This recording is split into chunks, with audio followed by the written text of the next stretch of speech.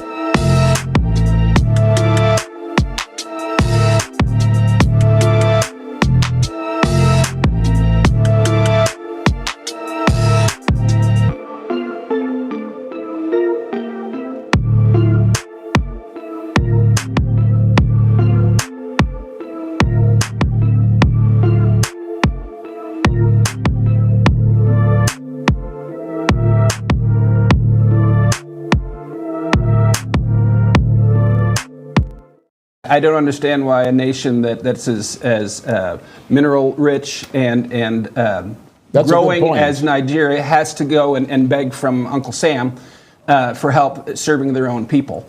Nigerians have plenty of resources to help these people get back, or at least get something where they can have stability and a life. Now they're denied, they're ground down, they're called criminals, they're called vagrants, their homes are bulldozed. With no warning. It's a horrific life that these people are living, and nobody's here. I mean, why should it be? You don't want America to come here and say anything about terrorism, but you want their money? That doesn't make sense to me whatsoever. All right. Good morning, good afternoon, good evening to everyone, 11 of us. This is an interesting start. I'm so happy to have every one of us here. Welcome to another live stream with your favorite host, only host, Frank Steven, from the great nation of Nigeria, okay? One of the slogan of this country is good people, great nation. And these days we see so many reasons to doubt that this is a nation of good people with and a great nation, but I still believe that this is a nation of good people and that this is a great nation, okay? So in this live stream, we'll be talking about again the topic of the Christian genocide in Nigeria and the new turn that the conversation has taken. It has taken a very interesting turn, very interesting turn. New characters have entered into the conversation. New statements have been made, interviews, public conversations. And unfortunately, the reality of what is happening in Nigeria, I'm giving you an update to let you know what this live stream is going to be about and what we'll be talking about.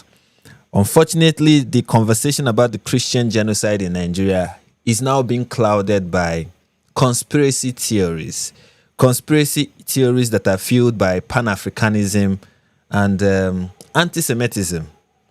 Someone is asking, where is the mod? I don't know. My mod is coming. He's coming. God bless America. Yes, God bless America. Anyway, so he's coming. Don't worry, John is coming very soon. You'll see him very, very soon. Very, very soon. Amisha Koberg, I'm so happy to see you. And the reality is that what is being said right now in Nigeria, not in the West, this is not what Westerners are saying, but what Nigerians are saying. The conversations going on in Nigeria is now being flooded by conspiracy theories about what is going on in the international community, essentially. There are people who believe that the reason why the West is paying attention to what is going on in Nigeria is because they want Nigeria's natural resources. There are people who believe that this is a targeted attempt to exploit the country for natural resources. And there are people who believe and who have even kind of not so tactfully or not so secretly made this look like this is how will I put it? That this is even something that Israel is trying to do. That Israel is the one behind the whole thing, and the goal now is to invade Nigeria like they've invaded Gaza. Seriously, there are talks like that. It has. When I planned at the beginning, when I had the idea of talking about the subject that I'm talking about today, I was so excited. Like, I was really excited. And I will tell you the exciting part and then go to the non-exciting part. I was really excited. I was hopeful and I was happy about what was happening and the recent development. And then I saw the response to the recent development and I was heartbroken. It was heartbroken to see just how my fellow countrymen were talking about issues and how unfortunate it is that Tucker Carlson level of conspiracy theories are running rampant on Nigerian Twitter. And many so-called intellectuals and oppositions and people who believe that they're opposing the current administration on an intellectual level, smart people who think they understand the world and understand how the world works, are repeating Tucker Carlson style conspiracy theories. I'm not joking. You're going to see some of them. And I find it disappointing. Really, really disappointing. And we are going to get into all of that. Okay, we are going to get into all of that. We are going to get into the ridiculous things that are being said. Okay, we are going to get into all of that. But before we do that, please, 16 of us, smash that like button, destroy the like button. I know I usually say that what I'm talking about is very important, but really what I'm talking about is really important. And I think a lot of people need to hear this. Maybe to change somebody's mind. Somebody already knows what I'm talking about. Yes, you're right. You're right. But we'll get to all of that. But before that, please smash the like button, destroy it, okay? Share this to everyone. I think people need to hear what I have to say. At this point, I now believe that I'm important. Since everyone in Nigeria can assert importance, I think it's about time I assert my own importance. I am also a person of importance, and I need to be heard. Well, please, I really need people to hear this. I really hope as many people as possible will see this, you know. And also, just so that the people who watch this can proudly accuse me of taking money from Zionists or from the CIA at this point, because one thing I've been told now is that the CIA is operating in Nigeria to destroy this nation.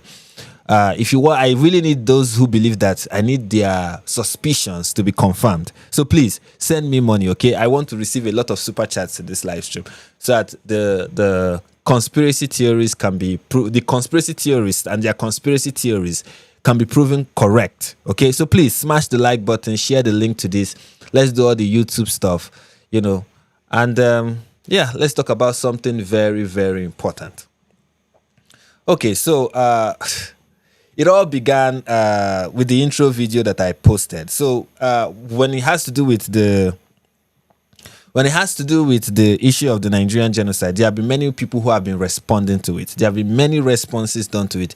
There have been responses from the Senate. There have been responses from the House of Representatives. There has been responses from politicians, from political figures. We've also had Khan respond. We've had so many people respond to the accusation or to the claim that there is a genocide of Christians in Nigeria, right?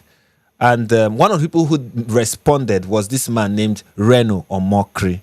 Now, Reno Omokri in Nigeria is just known as a political non-entity, a sleazy individual, a liar. Like, Nigerians have known Reno Omokri for a very long time as a liar. But he inserted himself in the conversation. And he's also a flip-flopper.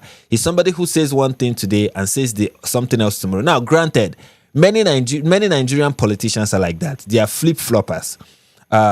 Right now, there is this move in Nigeria where people are leaving their current political party for another political party. And the people who are doing it are people who you would never have imagined that they would do something like that. And they are doing it right now. So Nigeria is a country of political flip-floppers. And Reno Omokri is like the chief amongst them at this point. Now, he's not the chief amongst them because he's the most prominent. He's the chief amongst them because he does it the most. He's the chief because he does it the most. And he does it so shamelessly. But in his attempts to address the issue of the claim that has become global at this point, that there is a genocide of Christians in Nigeria, he decided to invite two Americans. One is a filmmaker, and the other one is the former mayor of Blanco, Texas. So he invited these two people to Nigeria to show them around the country and to give me a second.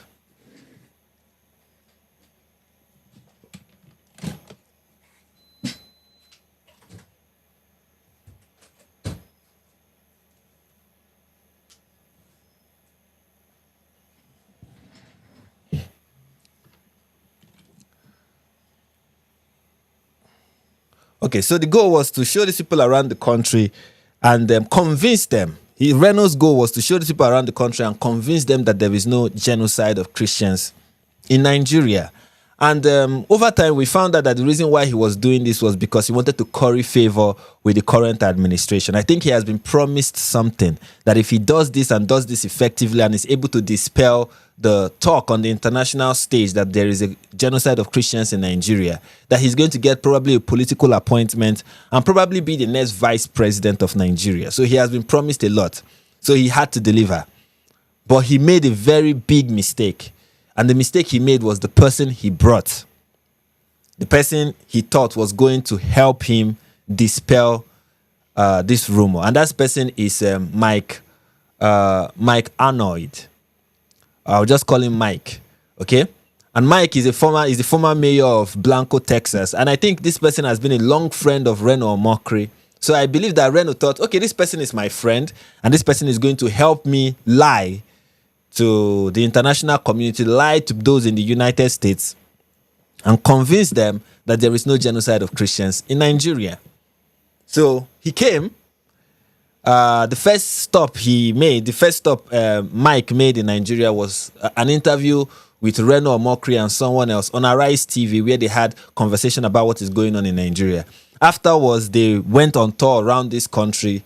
And after the tour around the country, a press conference was held, or a meeting of a sort was held for Mike to give his full statement of his findings after going around the country and trying to ascertain if there is a genocide in Nigeria. Now, I don't want to speak for Mike. I want you guys to hear Mike speak for himself, because there is a clip of the full statement of his conclusion based on the findings he made in Nigeria and based on what he knows about what is going on in Nigeria. Now, there's something someone like Reno should have taken into account, is that Mike is somebody who has been to Nigeria, who has traveled to Nigeria 16 times. This is somebody who has investigated the IDP crisis in Nigeria. This is somebody who has done charity work in Nigeria to try to help those who are in IDP camps. IDP camps is internally displaced persons camp.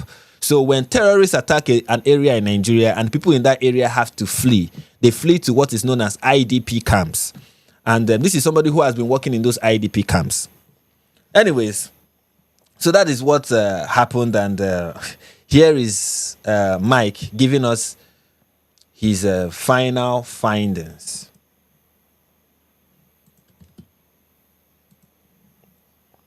Give me a moment. Let me split this. Okay, so here he is giving us the final findings. As you can see, Mayor Mike Arnold, for October 14, 2025, Abuja official report from fact-finding mission. Full statement of fact. So, ladies and gentlemen of the press, and we have here... The person who is talking right now is Reno Omokri. That's the person who is talking right now. Some Americans on a fact-finding mission, and I'll introduce them. This is Mayor Mike Arnold, Republican elected mayor of the city of Blanco in Texas. Now, he introduced Mike as the Republican elected mayor of Texas. That is how he introduced Mike as, and there's a reason why he's introducing Mike as the Republican elected mayor of Blanco, Texas. The reason is because he wants Nigerian politicians, especially those who he is working for. He wants those who he's working for, which is the current administration, the current Nigerian administration. He wants them to believe, Reno Omokri wants them to believe that he has finally gotten the ear of somebody in the Republican Party, because those in the United States making noise about a genocide in Nigeria are in the Republican Party. Okay, these are people in the Republican Party. So they are the ones making noise about this genocide, talking about it constantly, repeatedly, over and over again, trying to get the attention of Marco Rubio to put Nigeria on the country of, to designate Nigeria as a country of particular concern. So to get the attention of somebody who is in the Republican Party is to, in a way, get attention of the people. In a way, by association, he's getting the attention of the Republican Party. So that's why he's introducing Mike that way. And this is Jeff Gibbs, prominent filmmaker from the US. And beside me, I have... Now, he said this other person is a I forgot, I think a prominent filmmaker from the US. Now, he's not really, the word prominent is not to mock the guy, but I don't think the guy is prominent, okay? He's a filmmaker. I don't know how many kind of documentaries and film he has been a part of, but prominent is a generous way to describe him. That's the point I want to make here. The Secretary General of Jamaatul Nasr al-Islam, and he's going to introduce himself, sir.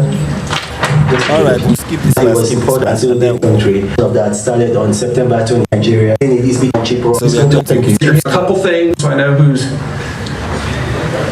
All right, very good. Thank you so much. I do want to give you clarification on a couple things. We've been a little bit rushed. I'm Mayor Mike Arnold. Like Good Luck Jonathan is President Good Luck Jonathan. He said, I hope you guys are able to hear him clearly, but he's saying here that he's a mayor the same way President Jonathan is a president, meaning he's not currently a mayor. He used to be a mayor. So he's the former mayor of Blanco, Texas. Now, it is important to point this out because Reno is lying here. And Reno is lying here by making it look like this person is the current mayor of Blanco, Texas. Kind of to make Nigerians believe that he's talking with important people and people that matter in the United States, and that this conversation is going to lead to something. This, of course, the goal, of course, in this conversation is to make it look like finally he's dispelling the rumor in front of somebody who matters. Yeah, that's what exactly he's trying to do. But none of this matters. None of it. Well, it matters, but not in the way Reno wants it to matter. I shouldn't say none of it matters. It matters. It matters a lot, but not in the way Reno Omokri wants it to matter. Completed my term a few months ago. I'm not the current seated mayor of the city of Blanco. I just didn't want any misunderstanding there. I am not a personal friend of Ted Cruz. I met him once about 10 years ago when I at an event and he was going down the line and I shook his hand. So I know people in his office. So he said again, he doesn't have any personal relationship with Ted Cruz. The only time he has ever met Ted Cruz was he was on a line and a group of people were in a line, maybe in a meet and greet, and then he shook the hand of the senator. Other than that, he doesn't have other than that, he doesn't have any personal relationship with Ted Cruz. So this is not Reno having a conversation with somebody who is going to get into Ted Cruz's ear and let him know that he should stop talking about the genocide of Christians in Nigeria. Or there is no genocide of Christians in Nigeria. This is not somebody who will say that and Ted Cruz will be like, oh, okay, yeah, now I'm going to stop. Of course, this guy has no personal relationship with Ted Cruz or even official or professional relationship with Ted Cruz whatsoever. So he's making that clear. But I'm not a personal friend. Also, and while I may tend to vote for Republican candidates, I haven't been involved in a political party in about 30 years. I'm really not a political person. In fact, the mayor's job for my town in Texas, like a lot of towns, is not a partisan position. Nobody knows what party. It's a small town, and we fix roads and schedule parades and things like that. So. Another thing he's pointing out here, which is very important, is I am not a Republican. Yes, I vote Republicans, but politically, I'm not like a politically active Republican, such that you'll be like, oh, I have what kind of voice or clout or whatever in the Republican Party. And I'm not the Republican mayor. That's what he's trying to say. He's not the Republican mayor because the mayoral race in Blanco, Texas, it's not partisan. It's non-partisan. Nobody is saying, oh, I'm voting Democrat, I'm voting Republican. It's a small town. So nobody cares about your political party. In fact, it's not a partisan race. It's just one person from this side of town comes out, this other person from this side of town comes out, and they might even be both Republicans. It doesn't even matter in a place like Blanco, Texas. That's what he's trying to say. It's not a partisan race. So I'm not a Republican mayor of Texas. That's the point he's trying to make, which is very important. Just wanted to clarify those things. I'm not a politician. I have a little family construction company that for my livelihood. I am not beholden to any political party here or there. So he's saying, I am non-partisan. This is not a Republican, Democrat, whatever. He has no party affiliations in the United States. And I think it's important to note that although he says he's not a politician, I guess what he means is that he's not a career politician. But because I mean, how can you be the mayor of how can you run for? How can you be mayor for? I mean, you just stopped being mayor a few months ago, and you're saying you're non-partisan, or I mean, you're saying you're not a politician. I think someone who ran for mayor and won, I think that defines you as a politician. But of course, I believe he meant what he's trying to say here is, I'm not a career politician. I'm not Joe Biden, you know. I'm an independent voice, and I just wanted to make sure that that's established. I want to also state briefly why I'm here. People ask, you know, why does this American come over here and say these things? My first trip to Nigeria. This is my 16th trip to Nigeria. So here he's letting us know that. So he's letting us know. Thank you. There's somebody who said in the comments, before I even say what I want to say, which is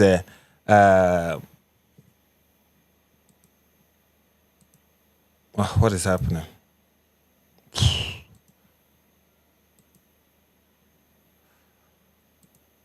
Sorry, my stuff was. I was trying to highlight a chart, and it's this chart. It said, if you can say one thing about him, is that he is humble. Yes, 100%. This is somebody who is humble. This is somebody who is not trying to make himself bigger than what he isn't, and which is something I admire. When somebody is this humble and this plain and this direct, and this is somebody who is not trying to make himself bigger than what he isn't.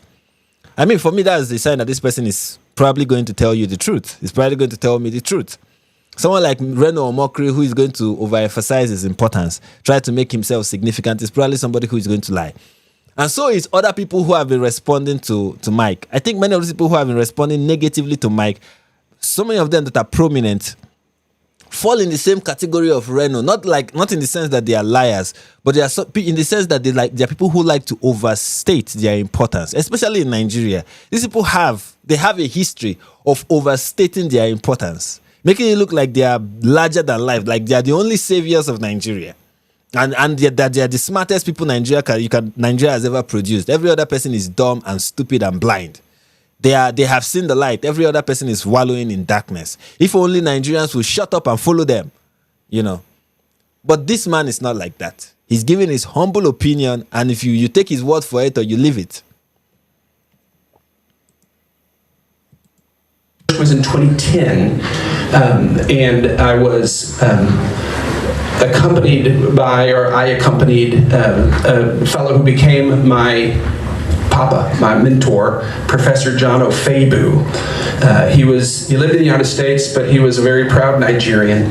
He loved this country. He gave his life for this country. And in fact, this will shock most Nigerians.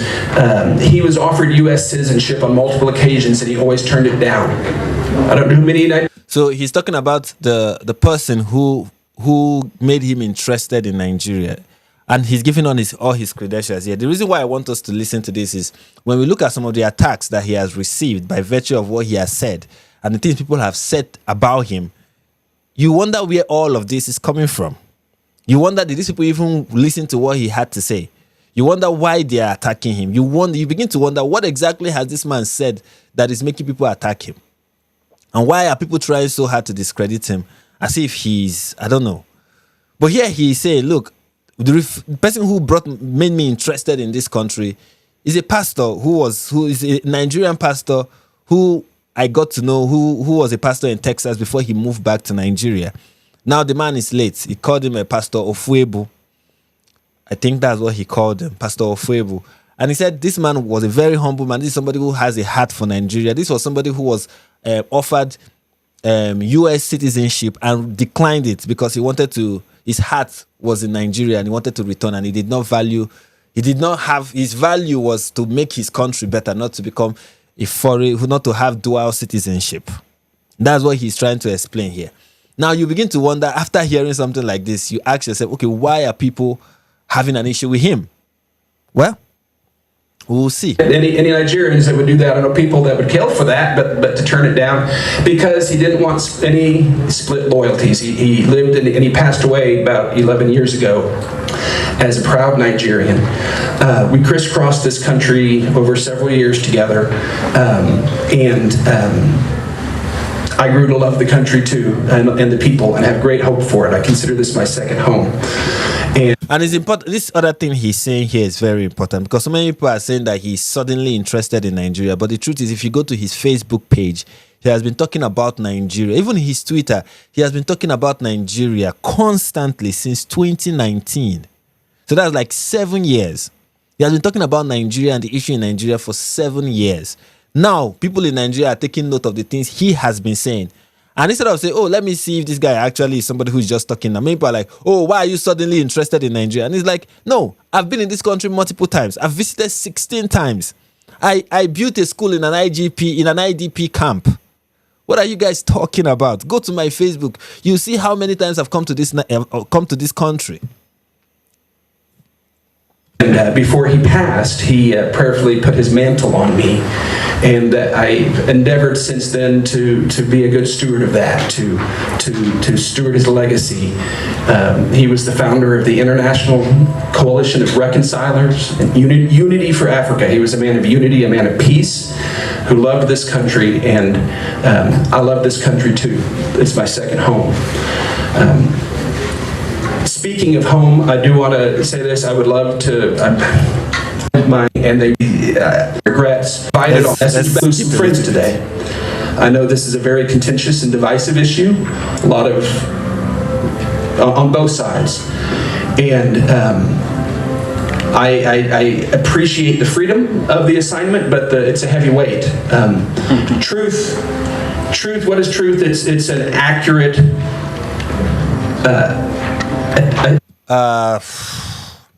Let me skip this. This young man can be boring. Sorry. You guys can go and watch it privately. I'll put the link to the video in the description. You guys can go and watch it, but there are some parts that I just want to get to straight. Mine, a long-time international human rights attorney, journalists, and others, because the truth is important, and I can't. He's yet to get into the statement he's supposed to read. You know what? Because I have so many materials to go to, I want to get to the end of his speech. Sorry, I just realized that everything he said was interesting to me when I was watching it, but I don't know if it will be interesting to you, me playing everything. So let me just get to the end of his speech and the conclusion of the statement of his speech, because he said a lot of things, and you guys can go and check those things out. He said a lot of things, but let's get to the end where he gave us his conclusion. Or let me just give a brief summary of some of the things he said. He pointed out that there are IDP camps. He pointed out that there have been attacks. He pointed out that prior to 2010, northern Nigeria was relatively peaceful. He pointed out that over the years from 2011, it became chaotic. It became very, very, very, very chaotic. It became a slaughter zone. Many churches were bombed. He recognized in the speech that yes, there are Muslims who are being attacked, liberal Muslims who are being attacked, but the primary target of terror organizations in Nigeria have been Christians. Everything that I've said on this channel, he said all of them, honestly, and more. He even mentioned things that have been happening in IDP camps and how people who are in those IDP camps have been treated and disappointed and hurt by their very own government, and how the government have been complicit in what is going on. He pointed all of that out. And then this was his conclusion. Coexisted with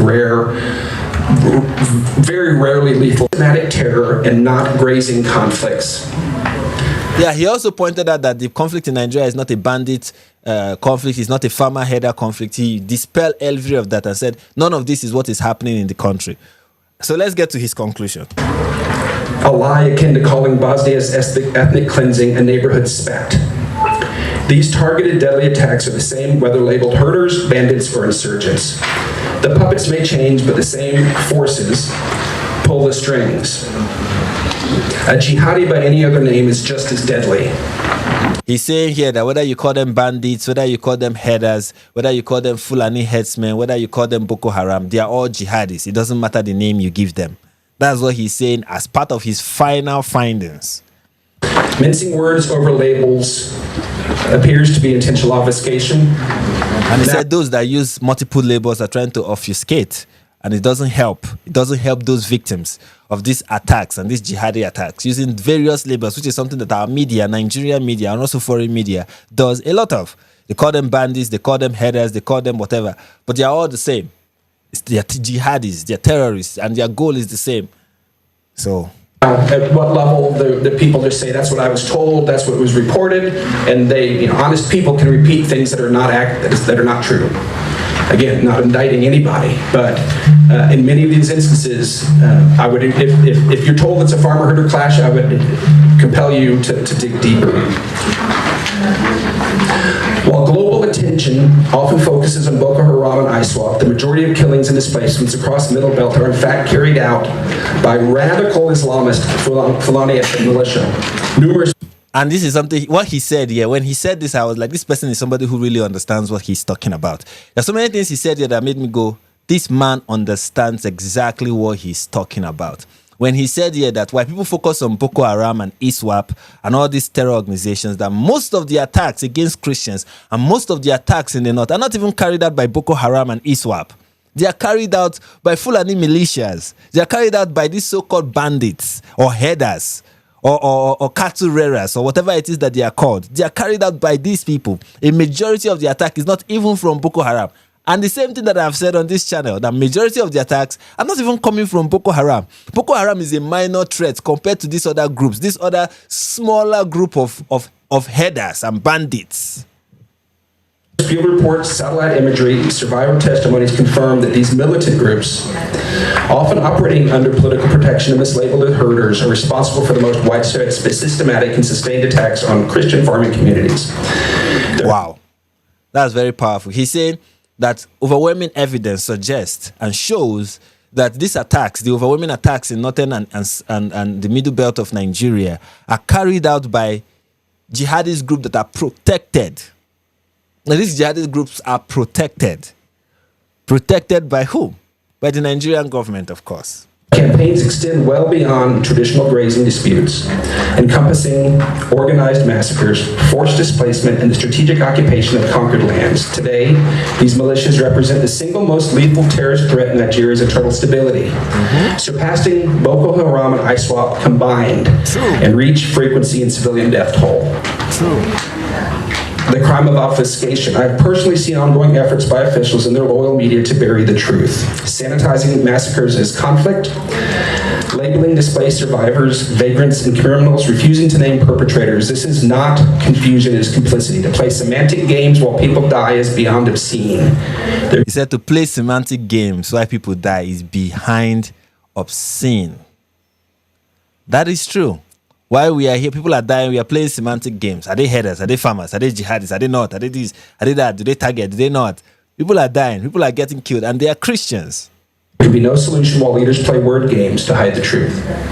And again, I'm not saying that everybody that repeats these things are doing it intentionally whatsoever, but at some level, there is a lot of manipulation taking place to hide the truth. Yeah. So let's get. And you can see Reno's face. He's not liking what is going on. Reno is not enjoying what is going on at all. You can see the discomfort in his face. Look at that face. That is not the face of somebody who is happy with the outcome of of this meeting. Conclusion, because this is where it's important, because there is a legal definition of genocide. That's the question here, and it's not a vague thing. You don't want it. You don't want it to be or not to be. And I did not start with my conclusion. I started with the evidence. Per Article 2 of the UN Convention on the Prevention and Punishment of the Crime of Genocide in 1948, genocide includes acts committed with intent to destroy, in whole or in part, a national, ethnic, racial, or religious group. It includes killing members of the group, causing seriously bodily or mental harm, inflicting conditions to bring about physical destruction, preventing births within the group, forcibly transferring children to another group. This is the legal international definition understanding. This is something that many of the when you talk about the pro-Palestine side, are people who always scream genocide. They don't appeal to legal definitions. They just, can't this be a genocide? Why is it a genocide? 60,000 people have been killed. And we are like, but that's not what a genocide is. Oh, are you trying to say that 60,000 people have not been killed? No, I'm saying that 60,000 people being killed is not proof of genocide. People dying in a war is not proof of genocide.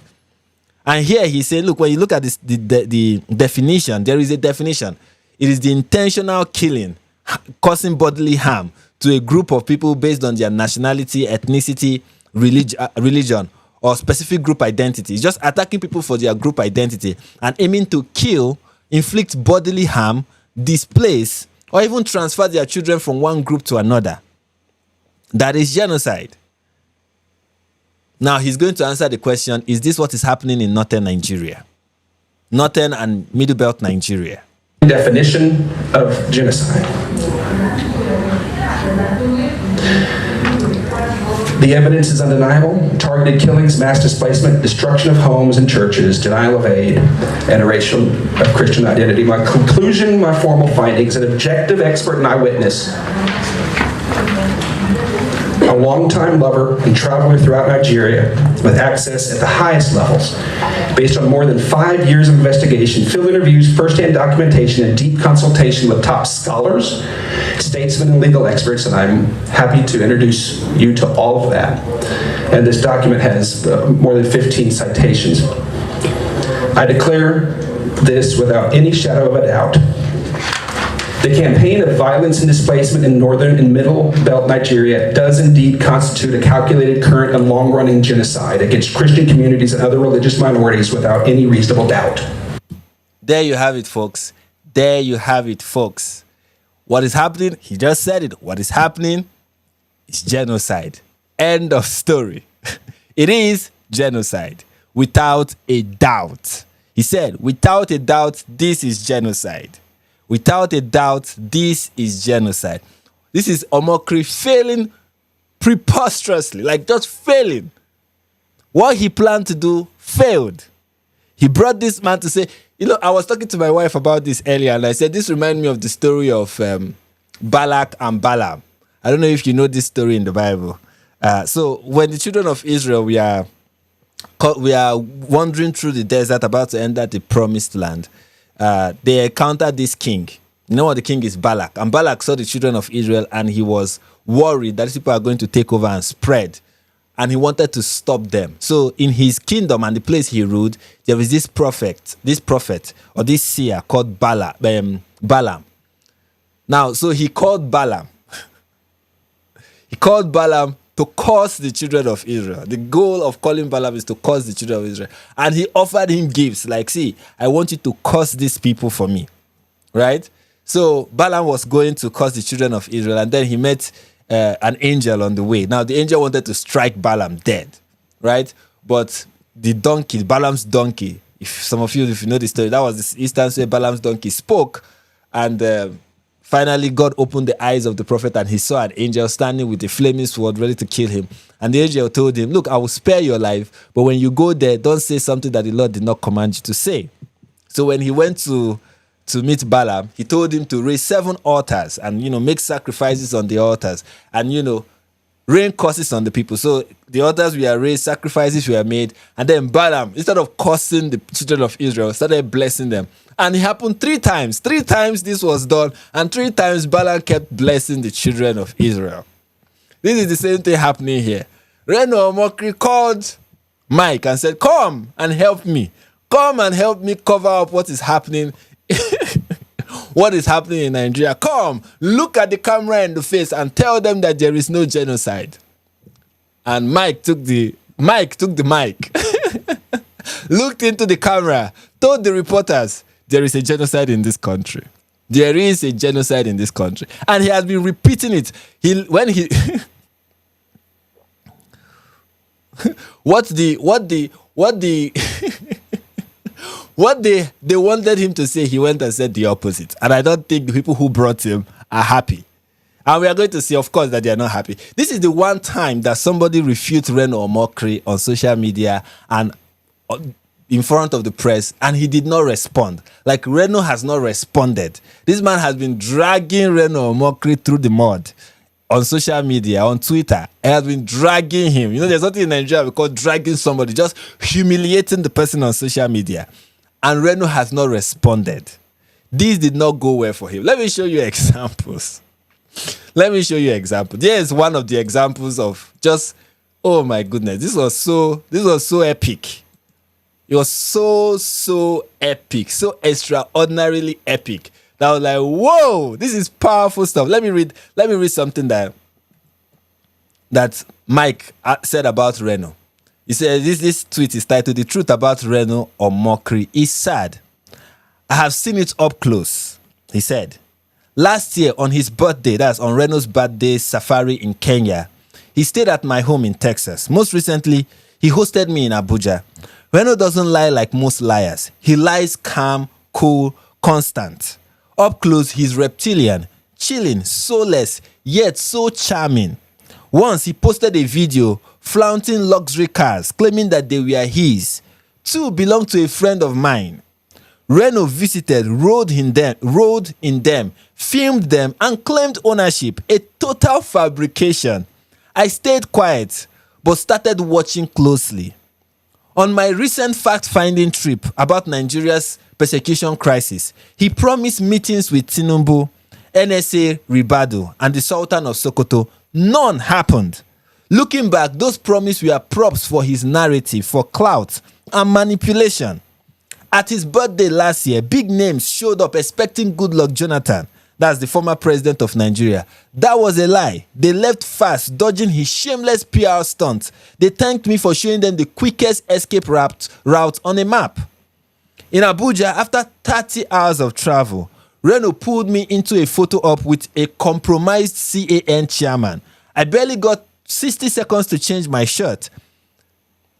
He whispered, "Don't mention you just arrived." In the meeting, he implied we'll be there longer. He took credit for trips I funded, planned, and endured for over 6 years, presenting it as part of the fact-finding mission that he had organized. He repeated this with the next group. On live TV, he called me the current mayor of Blanco, Texas. False. He knows it. He also said I'm a Republican mayor. We don't even have partisan municipal elections. I haven't been active in any party for 30 years. He claimed I'm a personal friend of Ted Cruz. Also false. I shook Ted Cruz's hand in a receiving line a decade ago. That's it. He introduced my travel companion as a prominent Republican filmmaker. Not true. My friend does hobby projects, nothing major in decades. I don't know what party he favors. How do I know if Reno Omokri is lying? His lips are moving. This isn't bitterness, it's accountability. When someone denies genocide, twists truths, and poses as a Christian voice, character matters. The one who practiced deceit shall not dwell in my house. He who speaks lies shall not continue before my eyes. Psalms 101 verse 7. Reno, I don't hate you, but I can't cover for you. I have seen too much. Lying to inflict yourself is one thing. Lying to cover up the Christian genocide raging in Nigeria is a bridge too far. People must know Reno Omokri is a pathological, habitual, calculating, self-serving liar from someone who knows him personally, so they won't trust his sleazy attempt to bury the blood of tens of thousands of Nigerian martyrs with the manure spewing from his mouth. It's hard to fathom. I've never seen anything so stone-cold evil. If he doesn't repent, Omokri will go down as Nigeria's Joseph Goebbels, cast into the lake of eternal fire. He's gaslighting a nation while Christians and innocent Nigerians suffer. Reno Omokri has the blood of innocence on his lying tongue. He doesn't care. What's an ocean of martyrs' blood to him, so long as he secures the phantom appointment Tinubu dangles before him? I'm convinced he sees the victims as lesser humans, a pure sociopath. Most Nigerians view him as a perpetual flip-flopping court jester. But with his latest flip into the killing field, he's now more like Stephen King's IT, an evil clown in the gutter luring innocent people to their death. Reno claims he keeps meticulous records. So do I. This could get fun.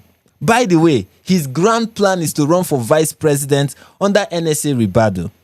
I almost hope it happens. Nigerians worldwide, from the highest to the lowest, revile him as a self-deluded tool, an emasculated, narcissistic peacock. Peter Obi's used toilet paper would pull better. Even soggy, it has more integrity. My goodness.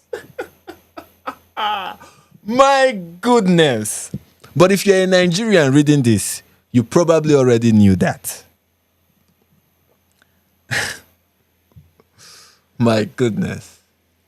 My goodness. That was something else. That was something else. I read that. When I read that, I was like, reading that is still like, whoa, my goodness. My goodness. No one has given a Nigerian politician this level of dressing down. I mean, this is epic. This is epic on another level. Of course, everybody in Nigeria knows Reno Omokri is a liar. Pathological liar. He's a deadly, dangerous, flip-flopping liar. Today, he will lie for this political party. Tomorrow, he will lie for the other political party, depending on who is willing to pay him. Everybody knows Reno is a useless person. Even Tinubu, who wanted him to do something. In fact, if Tinubu was ever in doubt that Reno is a useless person, now his doubt has been cleared. Reno is indeed a very useless person. Here is another one from, and Reno has not replied. In fact, this is Reno's reply. This is Reno's reply, a private text message.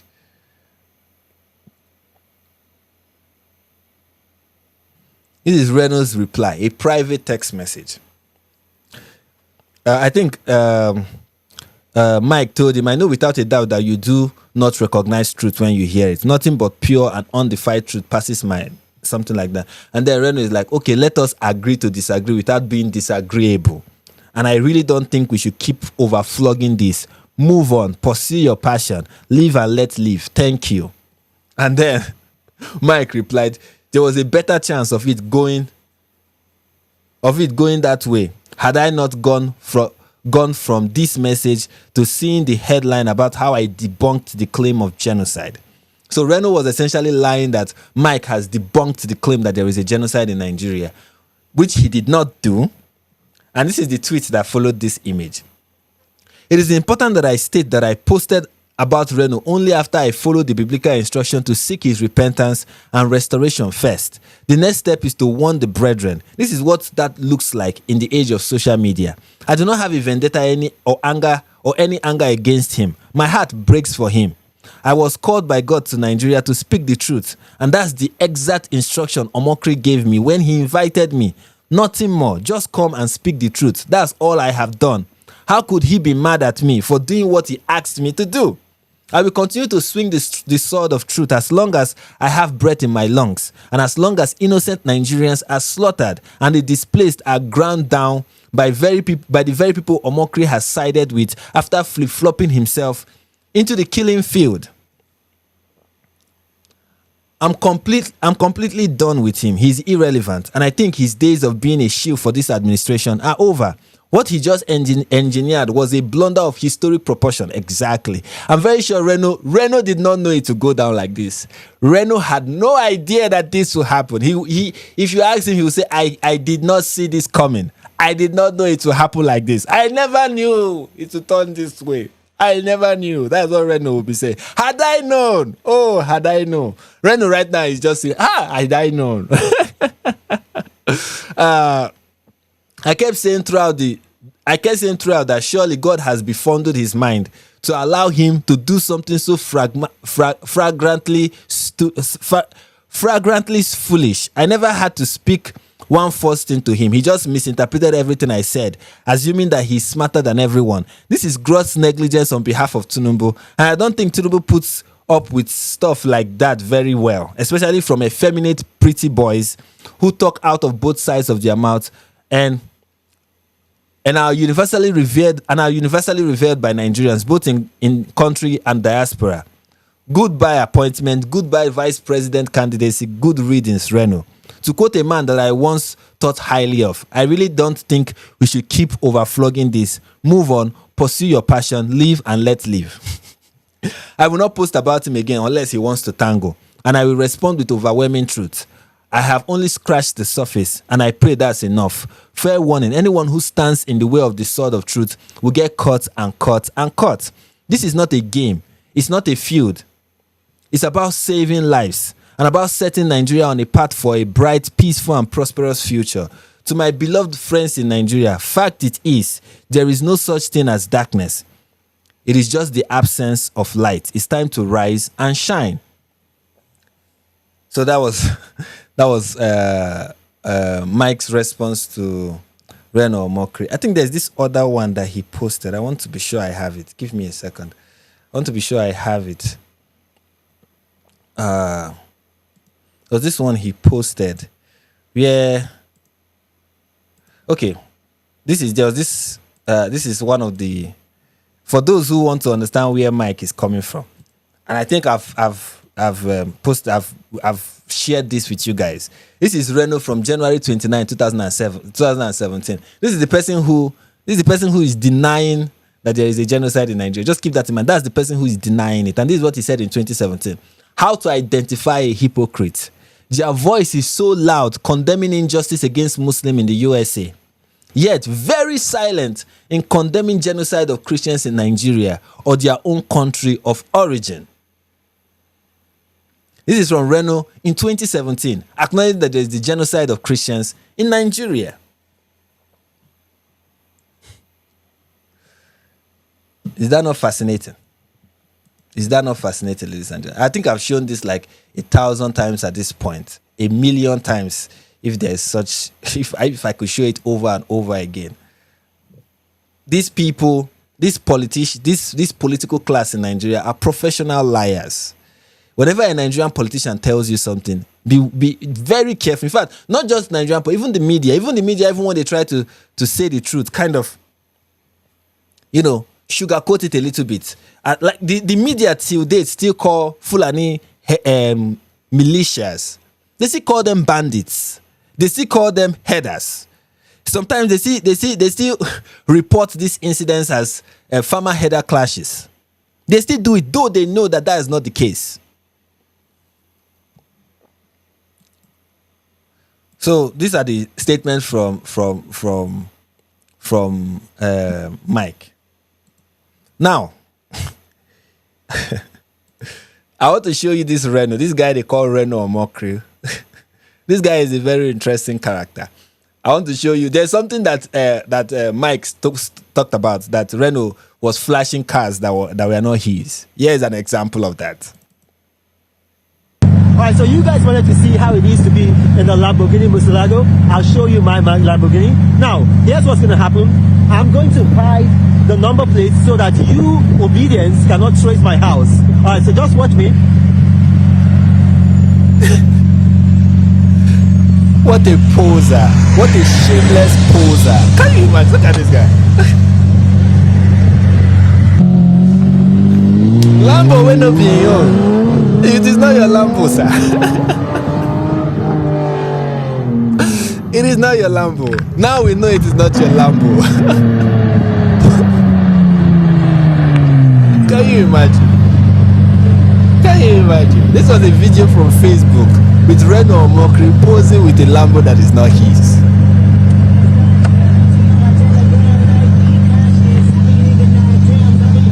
Why? Why will you do this? Why will you do this? Why will you do this? This is somebody who lies for no reason. Here's another one. It's not. Here's another. Everything that I wanted to do before I. Here's another Reno Omokri posing and just flexing on social media, trying to let us know that he's wealthy, he's rich. Everything that I wanted to do before I die, because I thought I was going to die, and I bought this house brand new. This house was built for me. Built for me, and then I started this garden. I built this garden. I planted this garden from the scratch. My daughter likes purple. Look at this garden. Purple flowers. So these are purple plants. That's tangerine, pear, orange, and then more purple flowers. Look at his garden. Look at the garden he's flexing with. This guy is so shameless. I mean, look at the garden that he's flexing with. Just look at. I planted. You would think he has an orchard. But no, this is it. This is the garden, ladies and gentlemen. And then, because when I said the free Leah Sharibu campaign, I gave out all my cars. I had a convertible, I had a CLA, I had a G class. I gave them out. He gave all his luxury cars. He gave all of them out during the Leah Sharibu campaign. My goodness, my brother, big man.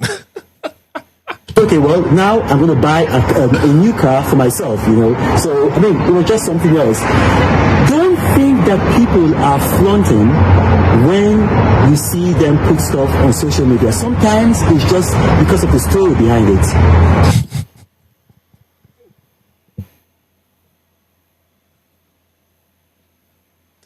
This guy is a very useless person.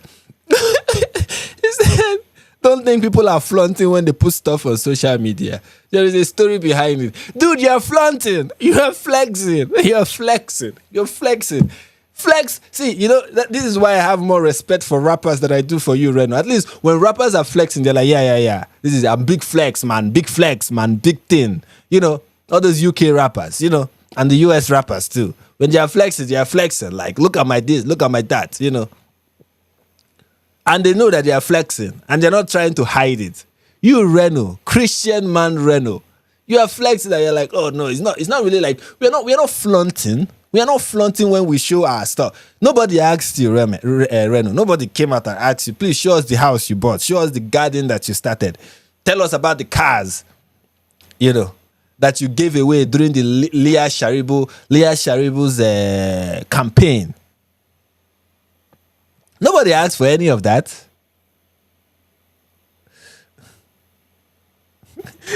I mean, as I said, is it just me? Or do all the houses in the block look the same? They all look the same. I don't even know if that's his house. They all look the same. They all look the same. They're showing the car. The car? Is it? This is somebody who is flaunting and he saying he's not flaunting. You know, he's not flaunting. And then he's going to tell us that he gave out cars for Leah Sharibu.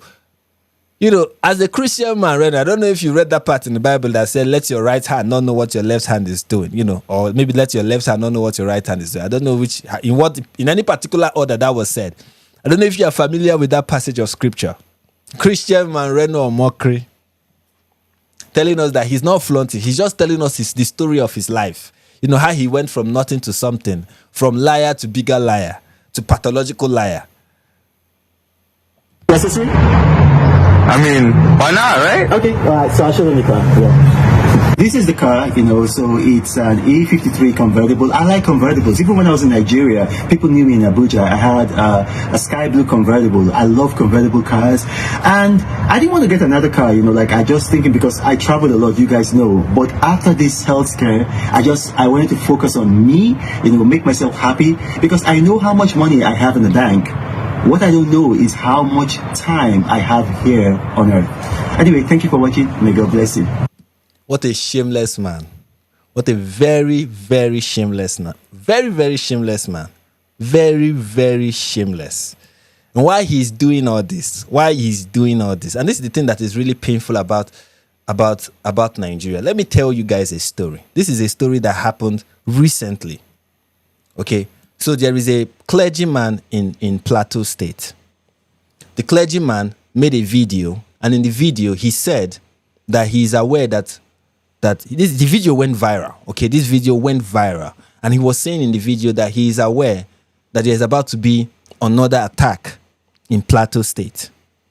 Okay, and the Nigerian army dismissed it and said he's just spreading rumors and does not know what he's talking about. Let us read the headline.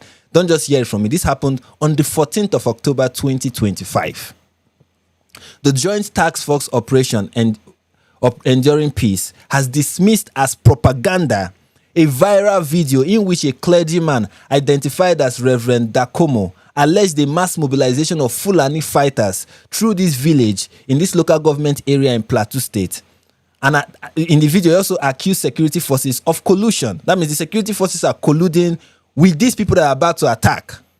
Punch Online reported that in the video making rounds, a clergyman claimed the header was killed and 33 cows was rustled, while another 49 were allegedly stolen in the area. He also accused the Nigerian Armed Forces of complicity and accused Christians in position of authority in the local government of betrayal. But in a statement issued on Tuesday by its media information officer, Major Samson, JTFOPEP said the video was designed to inflame public sentiment and erode confidence in security agencies.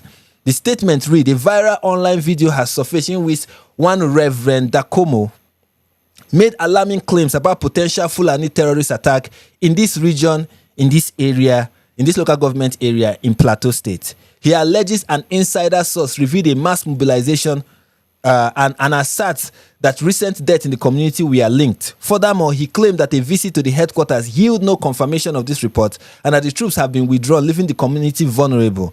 The Reverend's accusation extends to claim the Reverend's accusations extends to claims of a Fulani leader influencing security forces to shield Fulani suspects from arrest. He also criticized Christian authorities for alleged inaction, suggesting a link to ISWAP.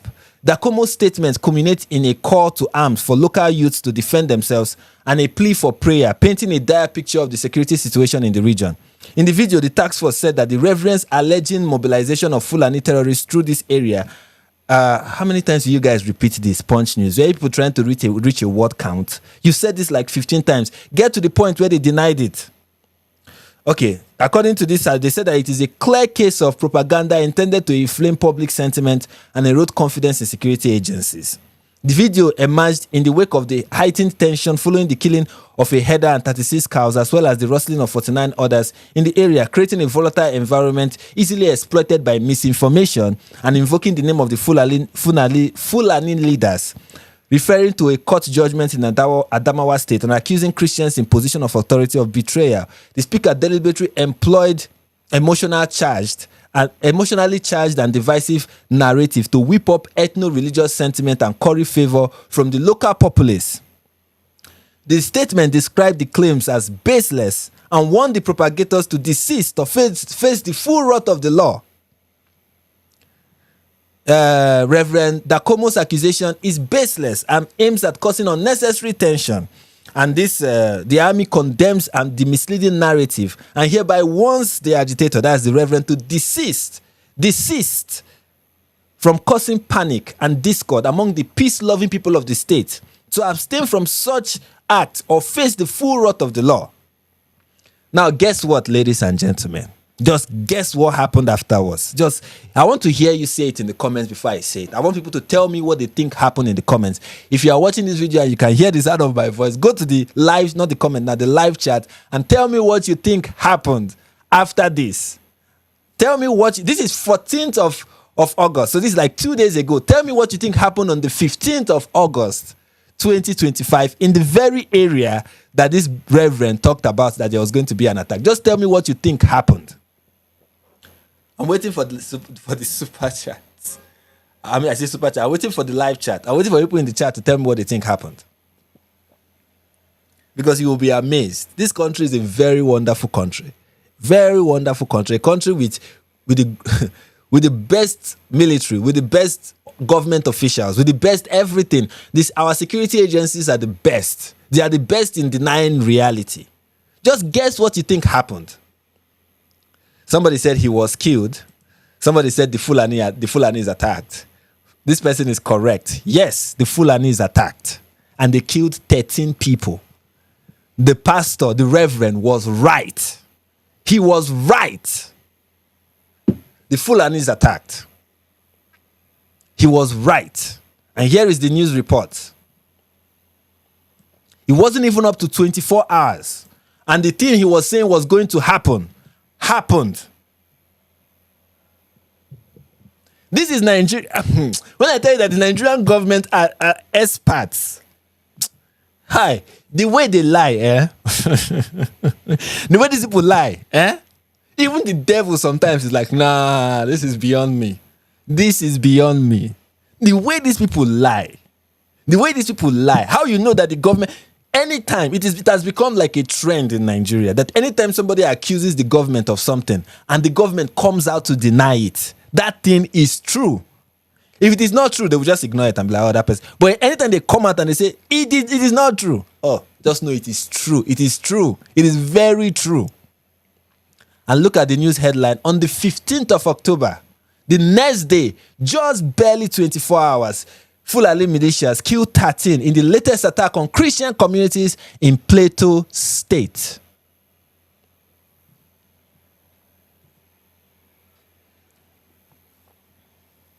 This is Nigeria, ladies and gentlemen. This is the great country of Nigeria. This is the place where the government would rather, no. Dealing with the problem is bad. Okay? It is bad government policy. Okay? As the government of Nigeria, it is bad for you to deal with a problem. To lie about the problem Very good. Keep going. That's the right thing. That is what it means to be the leader of a nation. To lie about the problem. To pretend like it's not happening. You know. Why all of this is still happening? Why we are still on the subject? Another news report has come out that other news report just came out that a pastor that was kidnapped, I think this is a pastor of the Ekwa Church in Kaduna that was kidnapped, has died in captivity. We don't hear about imams that die in captivity, okay? But of course, it's both sides, okay? It's happening to everyone. This is Nigeria, ladies and gentlemen. Christian genocide. Kidnapped Kaduna cleric reportedly dies in captivity. A Kaduna-based cleric of the Evangelical Church Winning All, Ekwa, Reverend Anthony Lamba, has reportedly died in captivity months after he was kidnapped alongside his wife by armed men. According to a statement issued by Reverend Alari of Ekwa, Kusunwa Magani DCC, the church announced with deep sorrow the passing of Reverend Lamba, who was kidnapped on July 24th, 2025. And this is the pastor. The statement revealed that while his wife was released after 5 million ransom payment, the adopters continued to hold the cleric, demanding a motorcycle as an additional condition for his release. Sadly, while arrangements were being made to deliver the motorcycle, Reverend Lamba fell seriously ill and passed away in the camp of the kidnappers, the statement read. This is Nigeria, ladies and gentlemen. This is the great nation of Nigeria. You know. And while we are doing that, here is another news report, because Nigeria is a great country. Somebody who is talking about the banditry that is going on in Kwara State was almost arrested. Because those talking about it are the problem, okay? What is happening is not the problem, but he was almost arrested. And there was a problem, there was a dispute in the palace of the palace of the emir of a particular region in Kwara State over an attempt to arrest a vigilante who spoke against banditry. Here's another news report. While we are on the matter, the Sultan of Sokoto. Let me get this news headline. I thought I had it, but I don't think I do.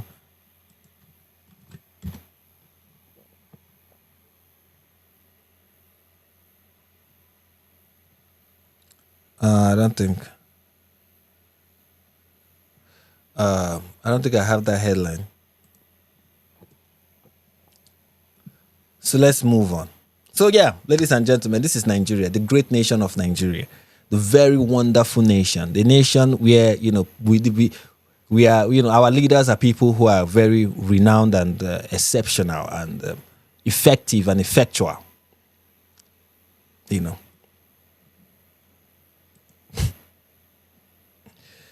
It's not a joke, man. It's funny, but it's not a joke.